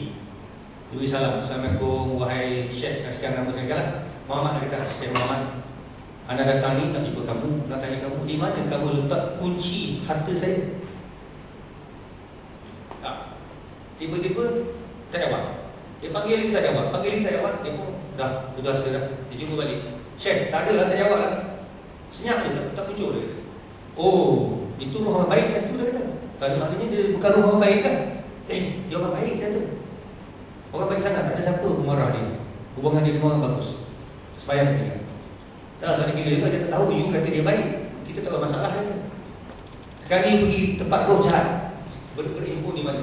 Dia beritahu, roh jahat ni berimpun di Hadramaut. Tuan saya ragu ke Hadramaut tak mana? Kita pun tempat sekian-sekian kan? Dia pergi kat satu tempat yang dia katakan tu. Dia suruh nama, Assalamualaikum Syekh sekian-sekian. Waalaikumsalam. Nampak tak? Dekat roh jahat tu. Dia terkejut. Macam mana yang ada kat sini? Ini kawasan roh jahat. Itu orang baik. Dia kata, sebenarnya apa masalah? Kau orang baik. Betul baik, tetapi ada masalah. Aku kena apa? Kena kuarantin. Kena COVID-19 tu? Tak ada. Tapi baca pasal apa? Dia kata ada masalah besar aku ni. Dia kata masalah apa? Gini dia kata, aku ni ada satu adik-adik aku ramai, tapi tinggal satu lagi adik itu perempuan yang bongsu, yang duduk di kampung sekian-sekian. Aku jauh, aku dah tak kunjungi dia 2 tahun. Aku tak kunjungi bini adik aku ni 2 tahun. Tapi hubungan adik aku dengan aku baik. Cuma aku tak perlu tanya apa je. Tak pergi. Zaman dulu tak kena telefon, kena pergi. Jadi dia kata, ini sebab aku sabuk kan. Sebab aku tak berniaga khabar 2 tahun. Aku digantung di sini saudara. Minta tolong kau pergi jumpa dia, tuan pergi jumpa isteri saya dan adik saya ni, kampung saya sekarang, cakap pada dia, kata saya dah mati dan saya minta diampunkan segala dosa saya. Itu cukup. Okey lah. Okey. Lepas tu dia kata, hajat apa tuan datang jumpa saya? Dia tanya kunci kat mana kan? Okey. Kunci harga saya dapat Datuk sulit sekarang tempat kita tak tahu. Tuan pergi ambil lah kat saya sekarang. Dapatlah kunci. Kemudian balik ke negara dia. Dia pergi cari adik kepada orang yang digantung dekat rojak tadi. Dia simpan kuarantin dekat rojak, kat rumah. Dia jumpa, dia bilang, "Sangko ni awak ni adik kepada Syekh sekian." "Oh ya, betul-betul abang saya." Oh rindunya dia kata, "Apa tadi abang saya kata?" Itulah dia suruh jumpa. Apa khabar dia baik? Dia dah meninggal. Menangis dia. Dah meninggal, menangis sedih. Itulah abang saya yang tak ada manusia yang paling baik dalam dunia, dia kata. Abang saya baik sungguh, dia kata. Dah meninggal tu, kami tak jumpa lama, dia tak datang 2 tahun, dia kata. Rindunya dia kata, tak apalah dia orang baik, kata. Syurga. Kata Syekh ni, dia kata, "Baik puan, untuk malam puan, arwah ni ada membuat syak pada saya supaya menyampaikan hajat dia." Hajat apa? Hajat dia minta maaf daripada puan dan minta puan ampunkan dosa dia. Saya dia minta maaf dia. Dia tak ada dosa dengan saya, dia baik sangat, dia kata. Saya patut minta maaf dia. Puan ampunkan saja. Saya tak ampun, tak ada benda. Abang saya tak nampak salah kat saya. Sentiasa menyenangkan hati saya. Sentiasa menggembirakan saya, bantu saya atau ni. Cuma tak jumpa. Tak apalah, puan ampunkan, cakap ampun je. Dah saya ampun lah. Tapi ampun tak ada benda, itu bukan salah saya. Tak apa ampun, dia pak ampun. Kalau gitu tak saya ampun lah. Walaupun tak ada salah, dia ampun. Beberapa tahun kemudian dia pergi ke Mekah balik. Dia pergi Mekah, dia cari tempat Maltazam tadi, tempat Rubai kan. Dia pergi cakap salam, "Assalamualaikum Syekh sekarang." "Waalaikumsalam." Dah balik dekat Rubai. Tadi tak dosa kan. Setelah dia diampunkan walaupun tak ada dosa kan. Dah balik. Okay, what is the moral of the story? Belajar memaafkan kesalahan orang. Apa yang kita ambil tadi? Belajar memaafkan kesalahan orang. Silaturahim. Betapa Tuhan amat pentingkan silaturahim. Orang yang baik, soleh macam tu pun roh dia digantung. Masuk ke? Roh digantung lagi, tahan lagi. Buat dalam mudah ni. Di tempat yang roh baik, roh tak baik. Hanya kerana tak bertanya khabar 10 tahun. Kirim duit apa semua. Adik pun tak marah. Adik pun sayang sangat. Adik suka cerita sangat kepada dia, tapi hanya tak berjumpa. So kita ada apa kita, ada cara baru kita buat tak? Apa kalau kita bergaduh kawan-kawan kita, silaturahim. So jaga silaturahim antara kita sama pasukan. Kalau kita jaga silaturahim, insya-Allah pasukan kita akan diberkati. Anak buah kita. Saya dapat info pagi tadi, malam tadi, petang semalam. Saya boleh cerita tuan, di sikit umum kan. Ada berlaku di Perak ni. Pegawai menteri anggota. Saya minta kepada Tuan Amran untuk tangani, perbetulkan menteri anggota. Dan panjang cerita lah, kisah dia, kisah si Berita Malam pun ada. Ada berlaku juga di negeri lain, pegawai dia anggota. Berlaku juga di Bakelat, pegawai menteri anggota. Pegawai menteri pegawai. Yang di Perak ni pegawai menteri anggota. Bukan seorang, bukan satu bos jangan tak boleh. Sakit jiwa lah. Senang cerita. Sebab apa? Sebab dia tak jaga hubungan orang bawahan. Tak boleh. So saya sedang merancang untuk saya panggil semua tu, termasuk pegawai. Kenapa jadi gitu? Kita kerja ni nak rahmat keberkatan. Sebab tu Tuhan turunkan bala bencana kepada kita. Saya jumpa orang yang buat jahat seorang je, tapi yang ramai-ramai ni kena jadi mangsa. So boleh di kalangan PPA dan kontingen dan kontingen kerja lain. Yang MPB buat kerja cara, MPB pun ada cara. Ada yang MPB ni saya yang umum lah, yang tak kata MPB. Tuan-tuan ganti kat kalau MPB ni, kalau dia jadi ketua bahagian satu-satu daerah ke satu negara, dia salah guna kereta. Ada laporan pegawai anggota yang guna kereta Civic tu, yang baru kan, tak cukup kan, kena bayar kat dia, kepada Syah tu. Saya kata kena bayar. Dan 270 ke kemudian mana bakal kita baik. Kerja perkara kita wajib. Saya kalau ada lagi, dispira aku. Dan dia pula satu kereta kau untuk dia. Dia mana-mana ada pakai, dia nak minum pakai, kena bawa driver, kena bawa dia. Sampai ke kami. So, jadi yang saya katakan, saya serah kepada Rumah Tuhan, Tuan Taipul, SSC Taipul. Kami silakan. Kalau yang betul patut dihukum, hukum. Mendera bawah dia, kena bagi hukum setiap hari 2 kotak. Orang ni balik kita bagi 2 kotak. Tak bagi 2 kotak. Nak cuti bayar. Yang baik dengan dia boleh MC land duty, tak ada kerja land duty. Buat bisnes apa semua pun berlaku di kalangan anggota kita. Semua dia benda-benda yang maka merosak, menghancurkan kita punya organisasi kita. Info yang saya cakap ni bukan kosong. So orang yang berkenaan info saya, dia tinggi okay, saya nak balik ke sini dan yang dikatakan yang terbaiklah untuk menangani masalah ya. Jadi penyelia kena main peranan, pastikan anak buah dalam keadaan baik, dalam keadaan senang hati ya. Ada masa sikit, subuh jam lebih ya.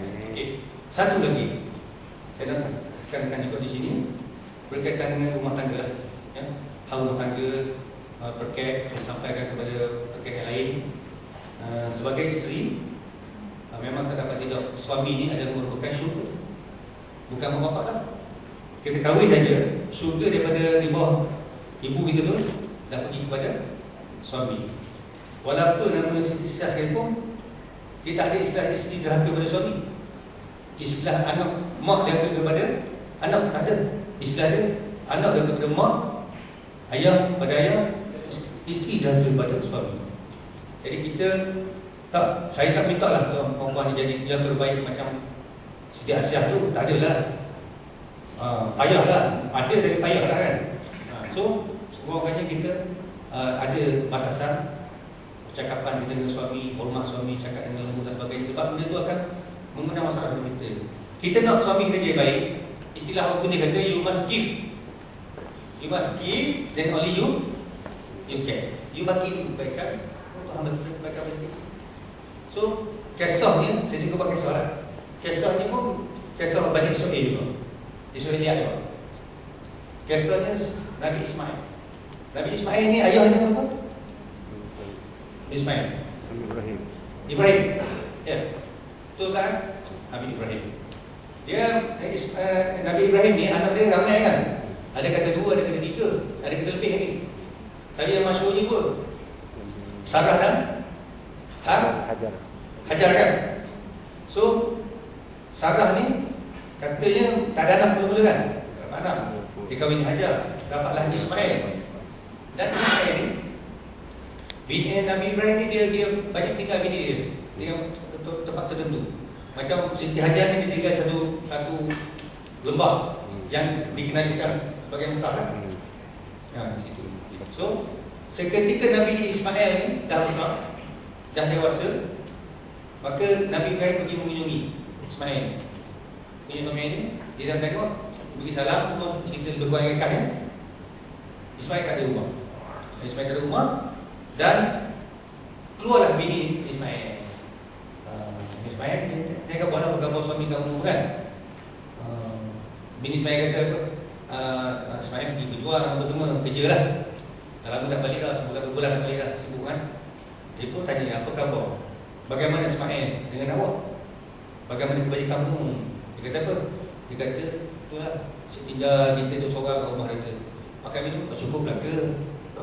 Baik ke, tak masalah. Tapi lama sangat tinggal, tak boleh jalan dengan berang. Di rumah lah, tunggu kan. Oh, sabarlah dia kata Nabi Ibrahim. Waktu tua dia kata, ayah balik dulu lah. Tak apalah, ayah nak pesan apa-apa ke Abang Ibrahim ke? Abang Ismail cakap ke dia tiang rumah tu nak untung tu, tukar sepatutnya nak untung tu. Dia pun tengok ya, tak biasa. Tak apa-apa, ayah. Dia pun balik. Tak lama kemudian Ismail pun balik daripada berjihad lah, berdakwah kan. Cerita lah, baru dia ayah datang, kata cari abang, dah tak ada dah. Oh, lama lagi bayar. Apa cerita? Dia salam lah, kata tanya khabar, sihat kata, kalau tu. Tapi dia pesan, dia kata suruh abang tukar tiang. Dia kata tiang nak butuh tiang. Dia tengok bini tanya, ayah aku suruh cerai kau. Cerai? Tak ada pula. Dia kata kau ni isteri yang tak baik. Apa yang tuan-tuan kata tu? Kenapa tak baik? Lihat kan, ini penjelasan saksi. Daripada perbualan dialog tadi tu, Nabi Ibrahim suruh cakap gini dia. Sebab mereka bini tak baik. Tahu tak? Apa yang tak baik? Cuba beri perkongsian sikit. Perkongsian. Kadang maksudnya gini. Maksudnya sebagai seorang isteri, jangan sekali-kali melahirkan perasaan tak puas hati tentang suami. Ini lebih Nabi dah yang bagi apa pula kan dalam saya gini ada kita ni okey cantik dia macam ni senyum mungkin. Ibu Nabi bini dia kata baik dah bagus dah tapi itulah tinggal orang sunyi orang seorang kan. Tapi kadang-kadang orang kita sekolah pula suami dah tak betul tu. Saya tak sibuk nak masuk dia nak masuk baju dia kan. Ada kata jagalah suami punya level ni cukup tinggi dia bawah kita. Ibarat ayah kita. Surga di bawah tapak kaki suami. Tapi suami pula tahu apa? Walaupun surga bawah tapak kaki dia terajang bini dia pula. Tapak kaki.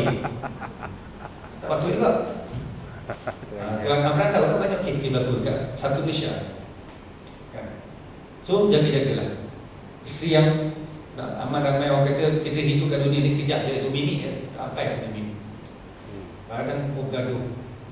Ayo hari-hari kes Mahkamah Syariah sebab saya musyarat setahun 2 kali. Kalau 2 kali dan kehakiman Jakim satu Malaysia timbul isu-isu macam ni. Ya? Dan untuk KJP ni ada KJP. KJP untuk maklumat. Mungkin puan tahu tu. Banyak negeri-negeri termasuk Perak ni jangan hati-hati, banyak yang kahwin di sepadan. Boleh saya tangkap satu kes Perak ke Kedah, kahwin di sepadan, melibatkan kita punya. Bukan tahu tu. Kita punya pegawai lagi. Nikah sedikit, berlaku pegawai berkaitan. Nikah dekat sepadan, tampil isteri mengadu sampai ke saya kiamat. Dia panggil. Dia kata dia nikah betul, rupanya sedikit. Nikah sedikit. Kita dapat surat nikah tu memang original nampak. Kita hantar kepada kadi daerah berkenaan, dia kata bukan, memang kata dengan saya tapi dia palsu. Itu proses kata dia ambil jalan, tetap jalan.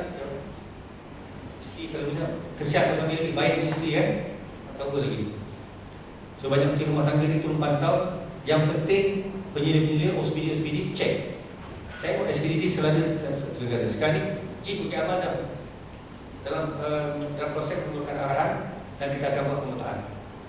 Tengok penyedia jalan ke SKDD gerak tak gerak. Tengok. Kalau tak gerak, penyedia dia sampai dia bermana pun pastikan SKDD. Dia tulis kata kertas. Tapi tak jalan. Lepas tu pastikan juga CPJ. Sampai kat saya banyak isu CPJ, anggota CPJ tak buat kerja. CPJ tempat dia saya makan. CPJ tempat dia cuti, tipu dan sebagainya. So pastikan. Dia ada awal gila, berlaku awal gila, patut dia kena tangani ya, CPJ lah contohnya. Tangkapan menggunakan tak diharapkan yang big biasa. Dia rehat. Tak ada biasa putikan. Tuan-tuan boleh cek tu, pistol dia gerak tak? Kalau dia tak, kadang dia tak datang terus, pistol tak ambil. Dalam roster jalan. Semua pilih. So benda-benda macam ni lah yang menjadi barang. Ini bukan buat besar jadi wabak tu kata. Masukkan kita. So tolong tengoklah kes-kes yang macam ni ya. Okay, saya nak cerita lagi ni. Ada lagi sini. Saya tekan tentang solat. Kami insyaAllah solat. Sebab tu Rasulullah solat yang Rasulullah tak akan tinggal.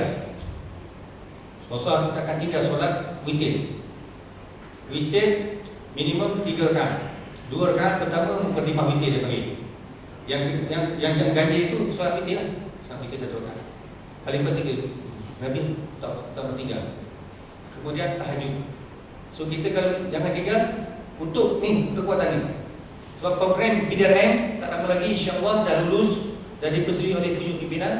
Kita akan membuat kita panggil transformasi khalifah. Ya, mana kata Kita akan jadikan pilot project untuk satu negeri dulu untuk kita buat kaji impak. Trust dia semayang. Jadi Perak dah buat Melaka setiap masuk waktu 10 minit, 5 minit sebelum masuk waktu dia akan buat pengumuman melalui gerakan. Semua pemegang walkie-talkie, siapa yang mendengar 10 minit lagi masuk waktu solat waktu Zuhur. Semua warga yang berada di lokasi mana-mana pergi ke masjid atau lokasi surau berdekatan untuk menunaikan solat berjemaah. Datuk Majid dah mula cakap dalam seminggu dulu. Pengumuman dulu. Akan datang lepas hari ini yang diwakili Datuk Pahlawan, kita akan buat kolipor di semua peringkat keamanan, peringkat IPK, peringkat IPD, peringkat balai. Dia jadi imam Datuk Pahlawan ya. Dia jadi imam. Boleh-boleh jadi imam. Kalau tak boleh pun pegawai bawah dia. Biarlah baka ni tak jadi imam. Baka kita tukar pantau tengok. Yang uniform semua jadi imam. So saya rasa Perak dah mula jalan tu sikit-sikit kan. Mula jalan. So kalau ada OCPD yang boleh mulakan benda ni, inisiatif ini cantik tak? Pegawai masuk Zuhur, waktu Zuhur pergi, masuk asar waktu subuh dan sebagainya, terus pergi untuk ke surau masjid untuk solat berjemaah. Dalam kuartus penuh berjemaah, perkek berjemaah. Sebab apa? Dengan solat berjemaah ni lah akan memenangkan kita, akan membuatkan kita. Orang Yahudi dia kata aku tak takut orang Islam. Aku akan takut orang Islam setelah aku lihat setiap waktu semayang dia seperti semayang fardu Jumaat. Ramai baru dia takut. Sebab tu dia takut kita. Kita tak ada kekuatan. Kalau bagi orang kafir yang musuh Islam lah, ada kafir yang tak musuh Islam. Saya dia tak takut. Sebab apa? Dia tahu kita tak ada kekuatan. Kalau kita kuat. Satu cerita Imam Ahmad bin Hanbal. Satu hari orang pengasuh atau mungkin odli kolipor dia sakit pelik. Dia ni bagi selai mata tak tidur, tak makan, tak minum selama ni. Bagi dia dah berbulan-bulan. Panggil pakar-pakar berobat, tak ada juga. Last kali kata pegawai istana dia, wahai kolipor, why not kita panggil Imam Ahmad bin Hanbal. Dia ni ulama tersuruh. Panggil dia, suruh berobat ni. Kolipor punya odli. Orang kesayangan kolipor. Lepas tu pegawai istana tu pergi lah cari Imam Ahmad bin Hanbal. Dia cari di luar pada kota Baghdad. Pergi kat Basrah, Kuala Lumpur. Pergi cari, minta datang ke istana kolipor. Nak dapat arahan kolipor untuk merawat odli dia, pengasuh dia. Apa Imam Ahmad kata? Imam Ahmad kata aku tidak pergi. Ini arahan titah daripada kolipor. Kolipor tak kolipor kata. Boleh pergi sebab apa? Sebab aku banyak urusan kat sini. Aku pergi, aku ramai nak belajar ilmu. Nak pergi perjalanan berapa jauh. Tolonglah dia kata nanti kolipor marah saya ni, takut ni. Dah tak pergi saja. Beritahu kolipor saya tidak pergi sebab saya nak kerja. Balik mengadu kolipor. Malu kolipor marahlah kolipor. Kau kata dia datang, dia arah kita saya. Tolonglah tuanku ni. Tak arah, pergi balik. Jemput arah saya. Pergi balik, mengadu balik. Merayu-rayu. Imam Ahmad Hanbal pergi tak? Agak. Pergi dah. Sebab arahan dia khalifah. Dia tak pergi. Dia kata aku tak nak pergi. Nama saya tak pergi. Saya punya kerja. Kalau pergi, tinggal majlis agama. Dia tak takut kepada khalifah. Jadi pegawai istana takut tak? Takut kena bunuh ke, kena penjara kan? Dia pun, tak apalah dia pun bagi ambil kasut dia, slipper dia. Saat sebelah dia bagi lipat. Bagi kat tuanku tu. Apa main slipper ni? Kata nak berobat kata. Dia punya kasut tu, ambil slipper ni, buat gini. InsyaAllah. Dia pun ambil lah slipper dia. Sebelah slipper Imam Ahmad bin Hanbal ni. Bawa balik ke istana. Tapi takut nak sumpah kat tuanku ni. Kat pelipah ni. Slipper kan? Bukan benda baik kan? Dia pun jumpa tuanku. Mana? Tak datang ke tuanku. Ampun tuanku. Imam Ahmad kata tuanku ambil ni slipper. Apa slipper ni? Siapa tuanku? Dengar ada bagi pegang. Gini tuanku ambil ni. Dia pun ambil kan? Pegang slipper depan pesakit tu. Bagi ni. Wahai jin yang mengasuh. Bagi. Depan pesakit tu. Tuan khalifah ni buat. Wahai jin yang mengasuh. Keluar kau dari sini. Keluar kau daripada badan simpulan-simpulan. Tiba-tiba keluar jin. Badan. Kenapa menyesuaikan diri? Duduk. Ke depan. Lagi jin. Orang pergi ke tu. Tunggu sini. Lagi. Betul keluar sekali sejak ni. Wah, sekali. Lagi betul. Daripada rumah sakit. Tuanku, siapa kamu? Siapa kamu? Pasal apa kamu datang sini? Tadi kata suruh Imam Ahmad suruh aku keluar, dia kata. Aku keluar, dia kata. Kenapa kamu keluar? Itu slipper itu. Dia takut, jin takut pada slipper.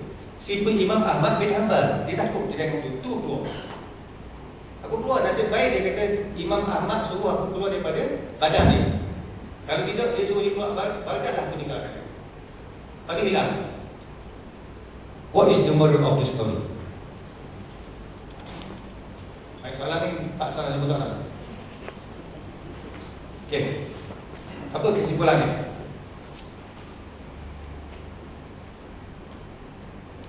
Tak tahu? Bukan tak tahu. Tuan ceritalah tanya buat apa kan? Okey, moral of the story-nya, apabila kita takut Allah, Imam Ahmad takut Allah. Takut. Dia takut Allah. Apabila kita takut Allah, makhluk pun akan takut pada kita. Bukan sekadar takut pada kita, slipper kita pun dia takut. Dia tahu slipper tu takut. Jadi tuan-tuan dan puan, macam mana orang kafir nak takut kita? Cicok tak takut kita lah. Kadang-kadang kita dah dia tutup kat dalam, dia buang dia ni. Contohkan tu. Jadi nak suruh kita ni kuat, suruh kita ni dihormati oleh orang bukan Islam ke benda tu, kita kena betul lah kekuatan kita. So kekuatan yang paling kuat tu jamaah, berjamaah di masjid surau seramai mungkin. Orang Yahudi kata dia, aku tak takut pada Islam, aku tak kuat. Selagi aku dah tengok dia orang sembahyang setiap waktu, ramai seolah-olah seperti solat Jumaat. So kami kat Bukit Aman daripada dulu kami buat 11 kali saja solat subuh seramai solat Jumaat. Solat subuh. So fikir tengok saya tu mungkin biasa buat kot, ataupun biasalah, buat biasalah kan. Buat ramai, pagi yang ramai, seminggu 11 kali dulu solat subuh berjemaah ramai. Power solat ni penting kan. Okey, yang last sekali masa terakhir kan, kisah Imam Ahmad bin Hanbal juga. Ini saya nak kunci kepada yang saya kata tadi, selesai masalah. Antara boleh menyelesaikan masalah, tajuk dia The Power of Istighfar. Rasulullah tak ada dosa kan, dijamin syurga kan, tapi dia istighfar berapa kali saja? Paling kurang 100 kali kan? 100 kali saja. Ada kata 75 kali. Ada dosa tak perlu istighfar, sebab dia tak ada dosa. Dia tak buat dosa, dia maksum. So kita ni tak maksum. Nak istighfar 2 kali balik lagi lah. Kalau istighfar tak sengaja, istighfar tak sengaja, tak sengaja tak cik, biasa sengaja. So kisah dia bawa istighfar ni berlaku pada Imam Ahmad bin Hanbal. Satu hari di usia dia yang dah tua, InsyaAllah sebelum selasa kita selesai, di usia dia dah tua, yang lanjut katanya 80 lebih, 70 lebih, 79 ke lah, 80 lebih umur. Dia ni dia seorang yang zuhud, orang yang warak, tetapi dikurniakan kekayaan. Walaupun dia kaya, keseluruh harta dia tak guna untuk dia. Dia gunakan untuk masyarakat, untuk infak dan sebagainya. Bahkan pakaian dia pun tidak menggambarkan dia orang kaya. Biasa-biasa saja. Mungkin nampak kepada macam orang susah. So satu hari terdetik dalam hati dia, dalam dia nak keluar dari kampung dia. Dia rasa nak keluar, nak pergi sana, nak keluar dari kampung dia. Dan dia ikutlah perasaan dia ni, membawa diri.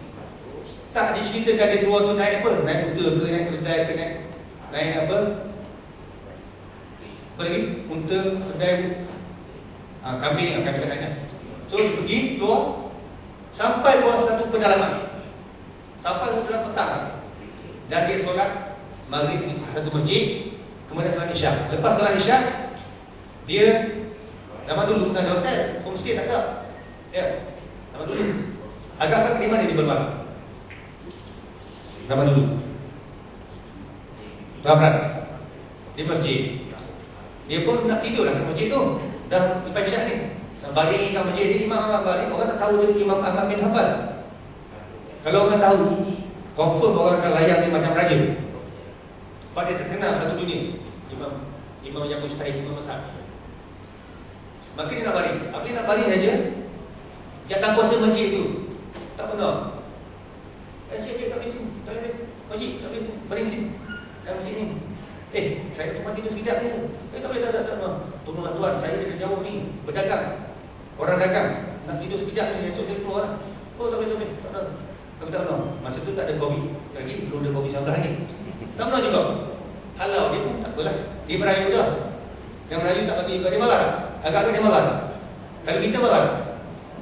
Kalau kita, Allah. Kalau orang kandung lah. Natal ni, orang kandung lah. Tak boleh bahasa rakyat kita tahu. Saya macam ni. Tapi dia tak marah sebab dia orang yang warok, sabar. Dan dia tahu aku dah usaha dah, tak apa juga. Aku reda lah. Pasti ada hikmah.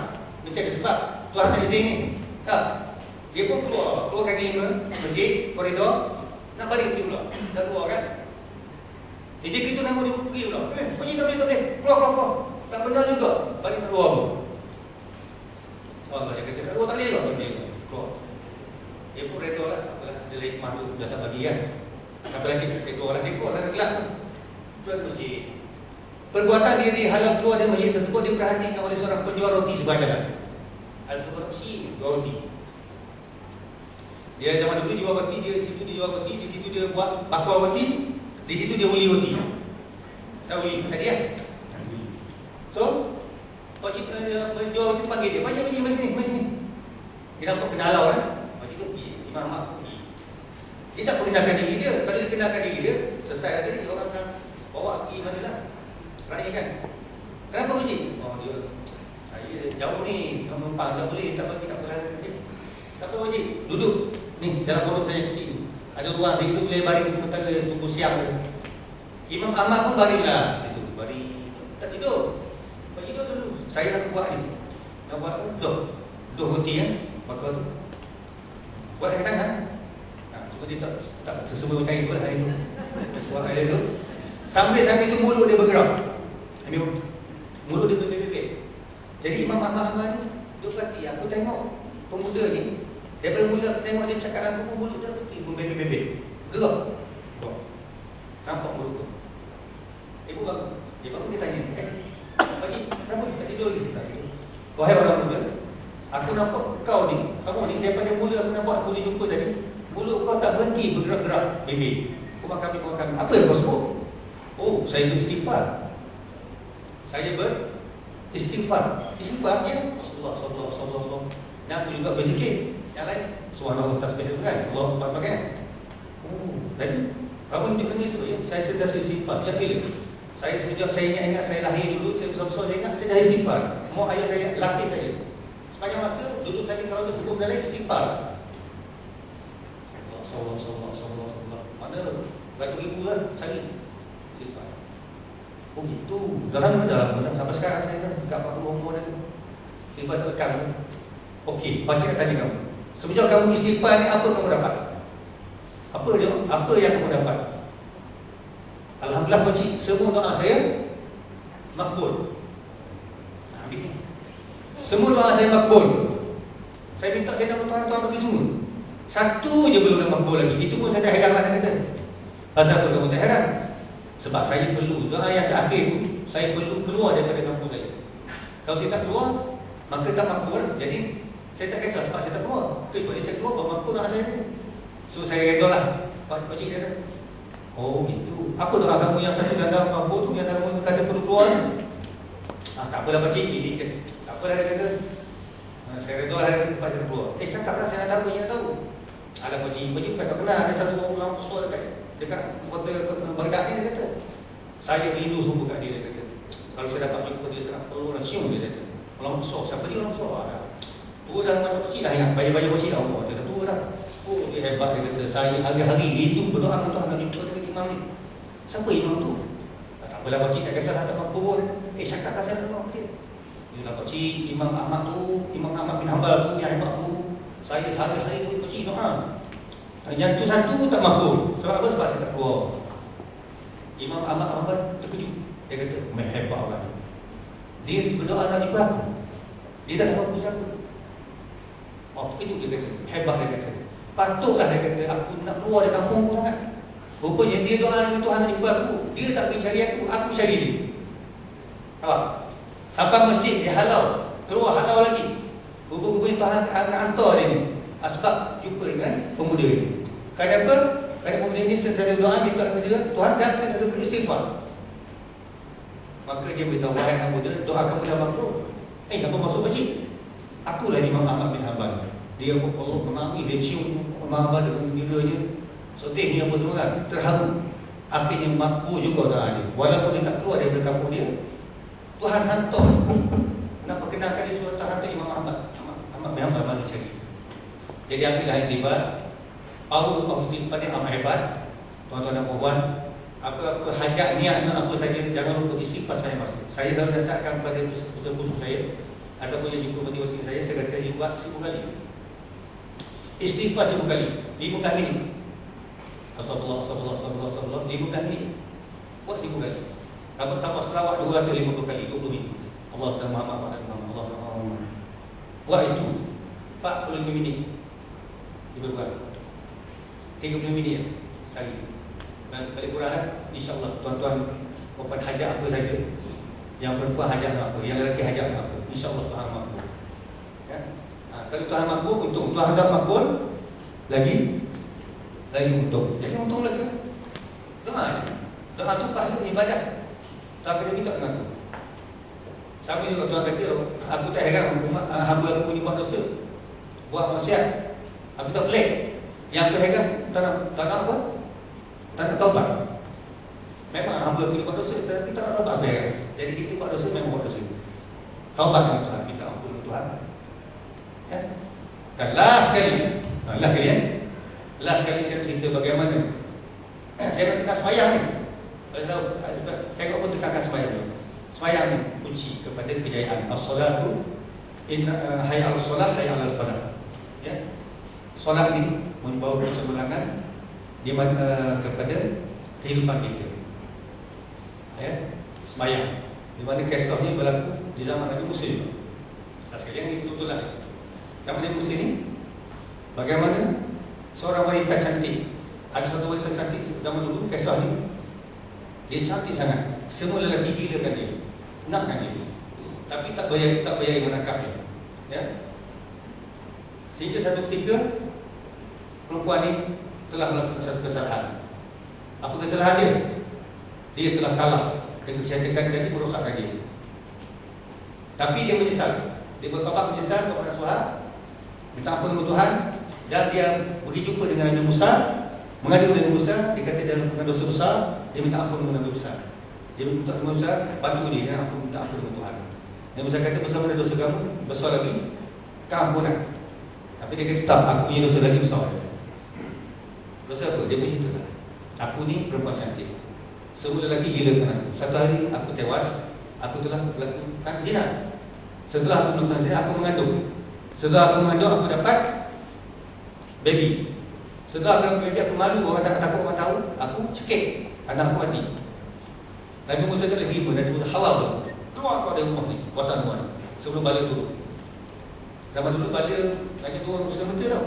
Dia kata bapak je, panah petir. So sebelum bala turun, kau lagi di sini, halal. Perempuan dari sedih kan, dia dah bertobat, minta ampun, minta nasihat daripada Nabi Musa. Nabi Musa halau dia, sedih dia balik rumah dia, mengadu kepada Tuhan, ya Allah aku dah bertobat, menyesal. Aku jadi kepada Musa, kenapa dia halau? Dia ampun. 3 hari kemudian Allah perintahkan Jibril, wahai Jibril, kau pergi jumpa Nabi Musa, kau cerita gini. Jibril pergi jumpa Musa, wahai Nabi Allah Musa kata, ada tak beberapa hari lepas seorang perempuan datang jumpa kamu? Ada dia kata, aku dah halau dia lagi. Kenapa kamu halau? Dia melakukan dosa besar dia. Apa dosa dia? Baru dia telah berzina. Bunuh anak pula dia. Dua dosa. Kamu tahu tak wahai Musa, Allah Ta'ala dah ampunkan dosa dia dan dia menjadi kekasih Tuhan. Kata Nabi Musa, Allah ampun dosa dia lagi. Dosa besar banyak tu, berzina satu haram, bunuh anak lagi. Wahai Musa, kamu tahu tak, banyak di dalam rumah kamu sekarang ni kata melakukan dosa, majoriti orang rumah kamu melakukan dosa 1000 kali lebih besar daripada perempuan tadi. 1000 kali lebih besar daripada perempuan yang kamu marah. Agak tuan-tuan dan puan dosa apa? Ya? Boleh beri jawapan soalan? Siapa boleh? Volunteer. Last, ada soalan tak? 6 soalan ni. Apa dosa? Dosa tersebut lebih besar 1000 kali. Majoriti rakyat dia buat. Dan majoriti rakyat Malaysia buat tu. Apa dia? Tak solat. Ha? Tak solat. Hari-hari. Majoriti lah. Ada seorang kata 80%, ada kata 70% rakyat Malaysia buat dosa tu. Tiap-tiap hari, 5 kali sehari. Tinggal solat. Tinggal semayang. Meninggalkan Solat. solat fardu dengan sengaja dan tak rasa apa-apa pun. Tuan yang kata. Itulah dosa yang 1000 kali lebih besar daripada perempuan yang berzina tadi. Bunuh anak sikit. Tengok, besar. Semayang ni memang cukup besar. Tak semayang. Semayanglah. Didiklah anak bini kita semayang. Dan semayanglah dengan betul. Jangan semayang macam tadi lah. Yang 5 rukun qauli tadi tu tak mahu. Ayatnya tu mahu. Baca dengan betul. Biar dia nanti sendiri. So semayang. Jaga semayang insyaAllah. Kenapa? Semayang yang agama. Semayang juga mencegah kamu daripada Fahsyat wal munkar. fahsyat wal munkar. Ini tidak cegah kita daripada rasuah, daripada sembahyang selalu puasa. Apa lagi? Integriti, pelanggaran integriti. Semayang. Kalau semayang, kamu semayang, kamu akan hayya al falah. Adalah menuju kejayaan. So saya rasa setakat itulah ceramah saya yang agak meleret-leret tetapi lebih kepada apa yang berlaku dalam kehidupan kita tujuh penjara ini. Hari ini mudah-mudahan mendapat iktibar. Mudah-mudahan kita semua mendapat pengajaran yang baik, bukan sekadar untuk kita saja, dibawa kepada bawah orang bawah kita, kepada kawan-kawan kita, atau mungkin ke atasan kita, insyaAllah ya. So sekianlah saja. Sekali lagi terima kasih banyak khususnya kepada yang dimati Datuk Harawan. Terima kasih banyak Datuk, dan saya juga memiliki kesempatan lah atau sempat jumpa lepas ni mengucapkan selamat bersara insyaAllah dengan penuh kesihatan, bahagia bersama Datin, anak-anak, dan terus disayangi dan dikasihi oleh rakan-rakan yang sekitar Datuk Harawan, dan demikian juga kehidupan Datuk setelah ini balik menginap di Shah Alam insyaAllah. InsyaAllah saya akan cari kesempatan pergi minum kopi dengan Datuk lah lepas ni insyaAllah ya. Dekat itu. So tuan-tuan dan puan-puan, terima kasih juga kepada penghajur Sunyi Tuan Amran dan juga ketua jabatan yang lain dan tuan-tuan dan puan yang hadir. InsyaAllah kita jumpa lain kali. Pesan saya terakhir, terutama kaum-kaum wanita tiket, kalau ada masalah anak buah pun tengok, sampaikan kepada cik di sini untuk diselesaikan. Yang pendam, sebab kita pendam tak selesai, dia hantar kepada cik untuk diselesaikan insyaAllah ya. Aku lupa hadza. Astaghfirullahaladzim wa lakum. Wassalamualaikum warahmatullahi taala wabarakatuh.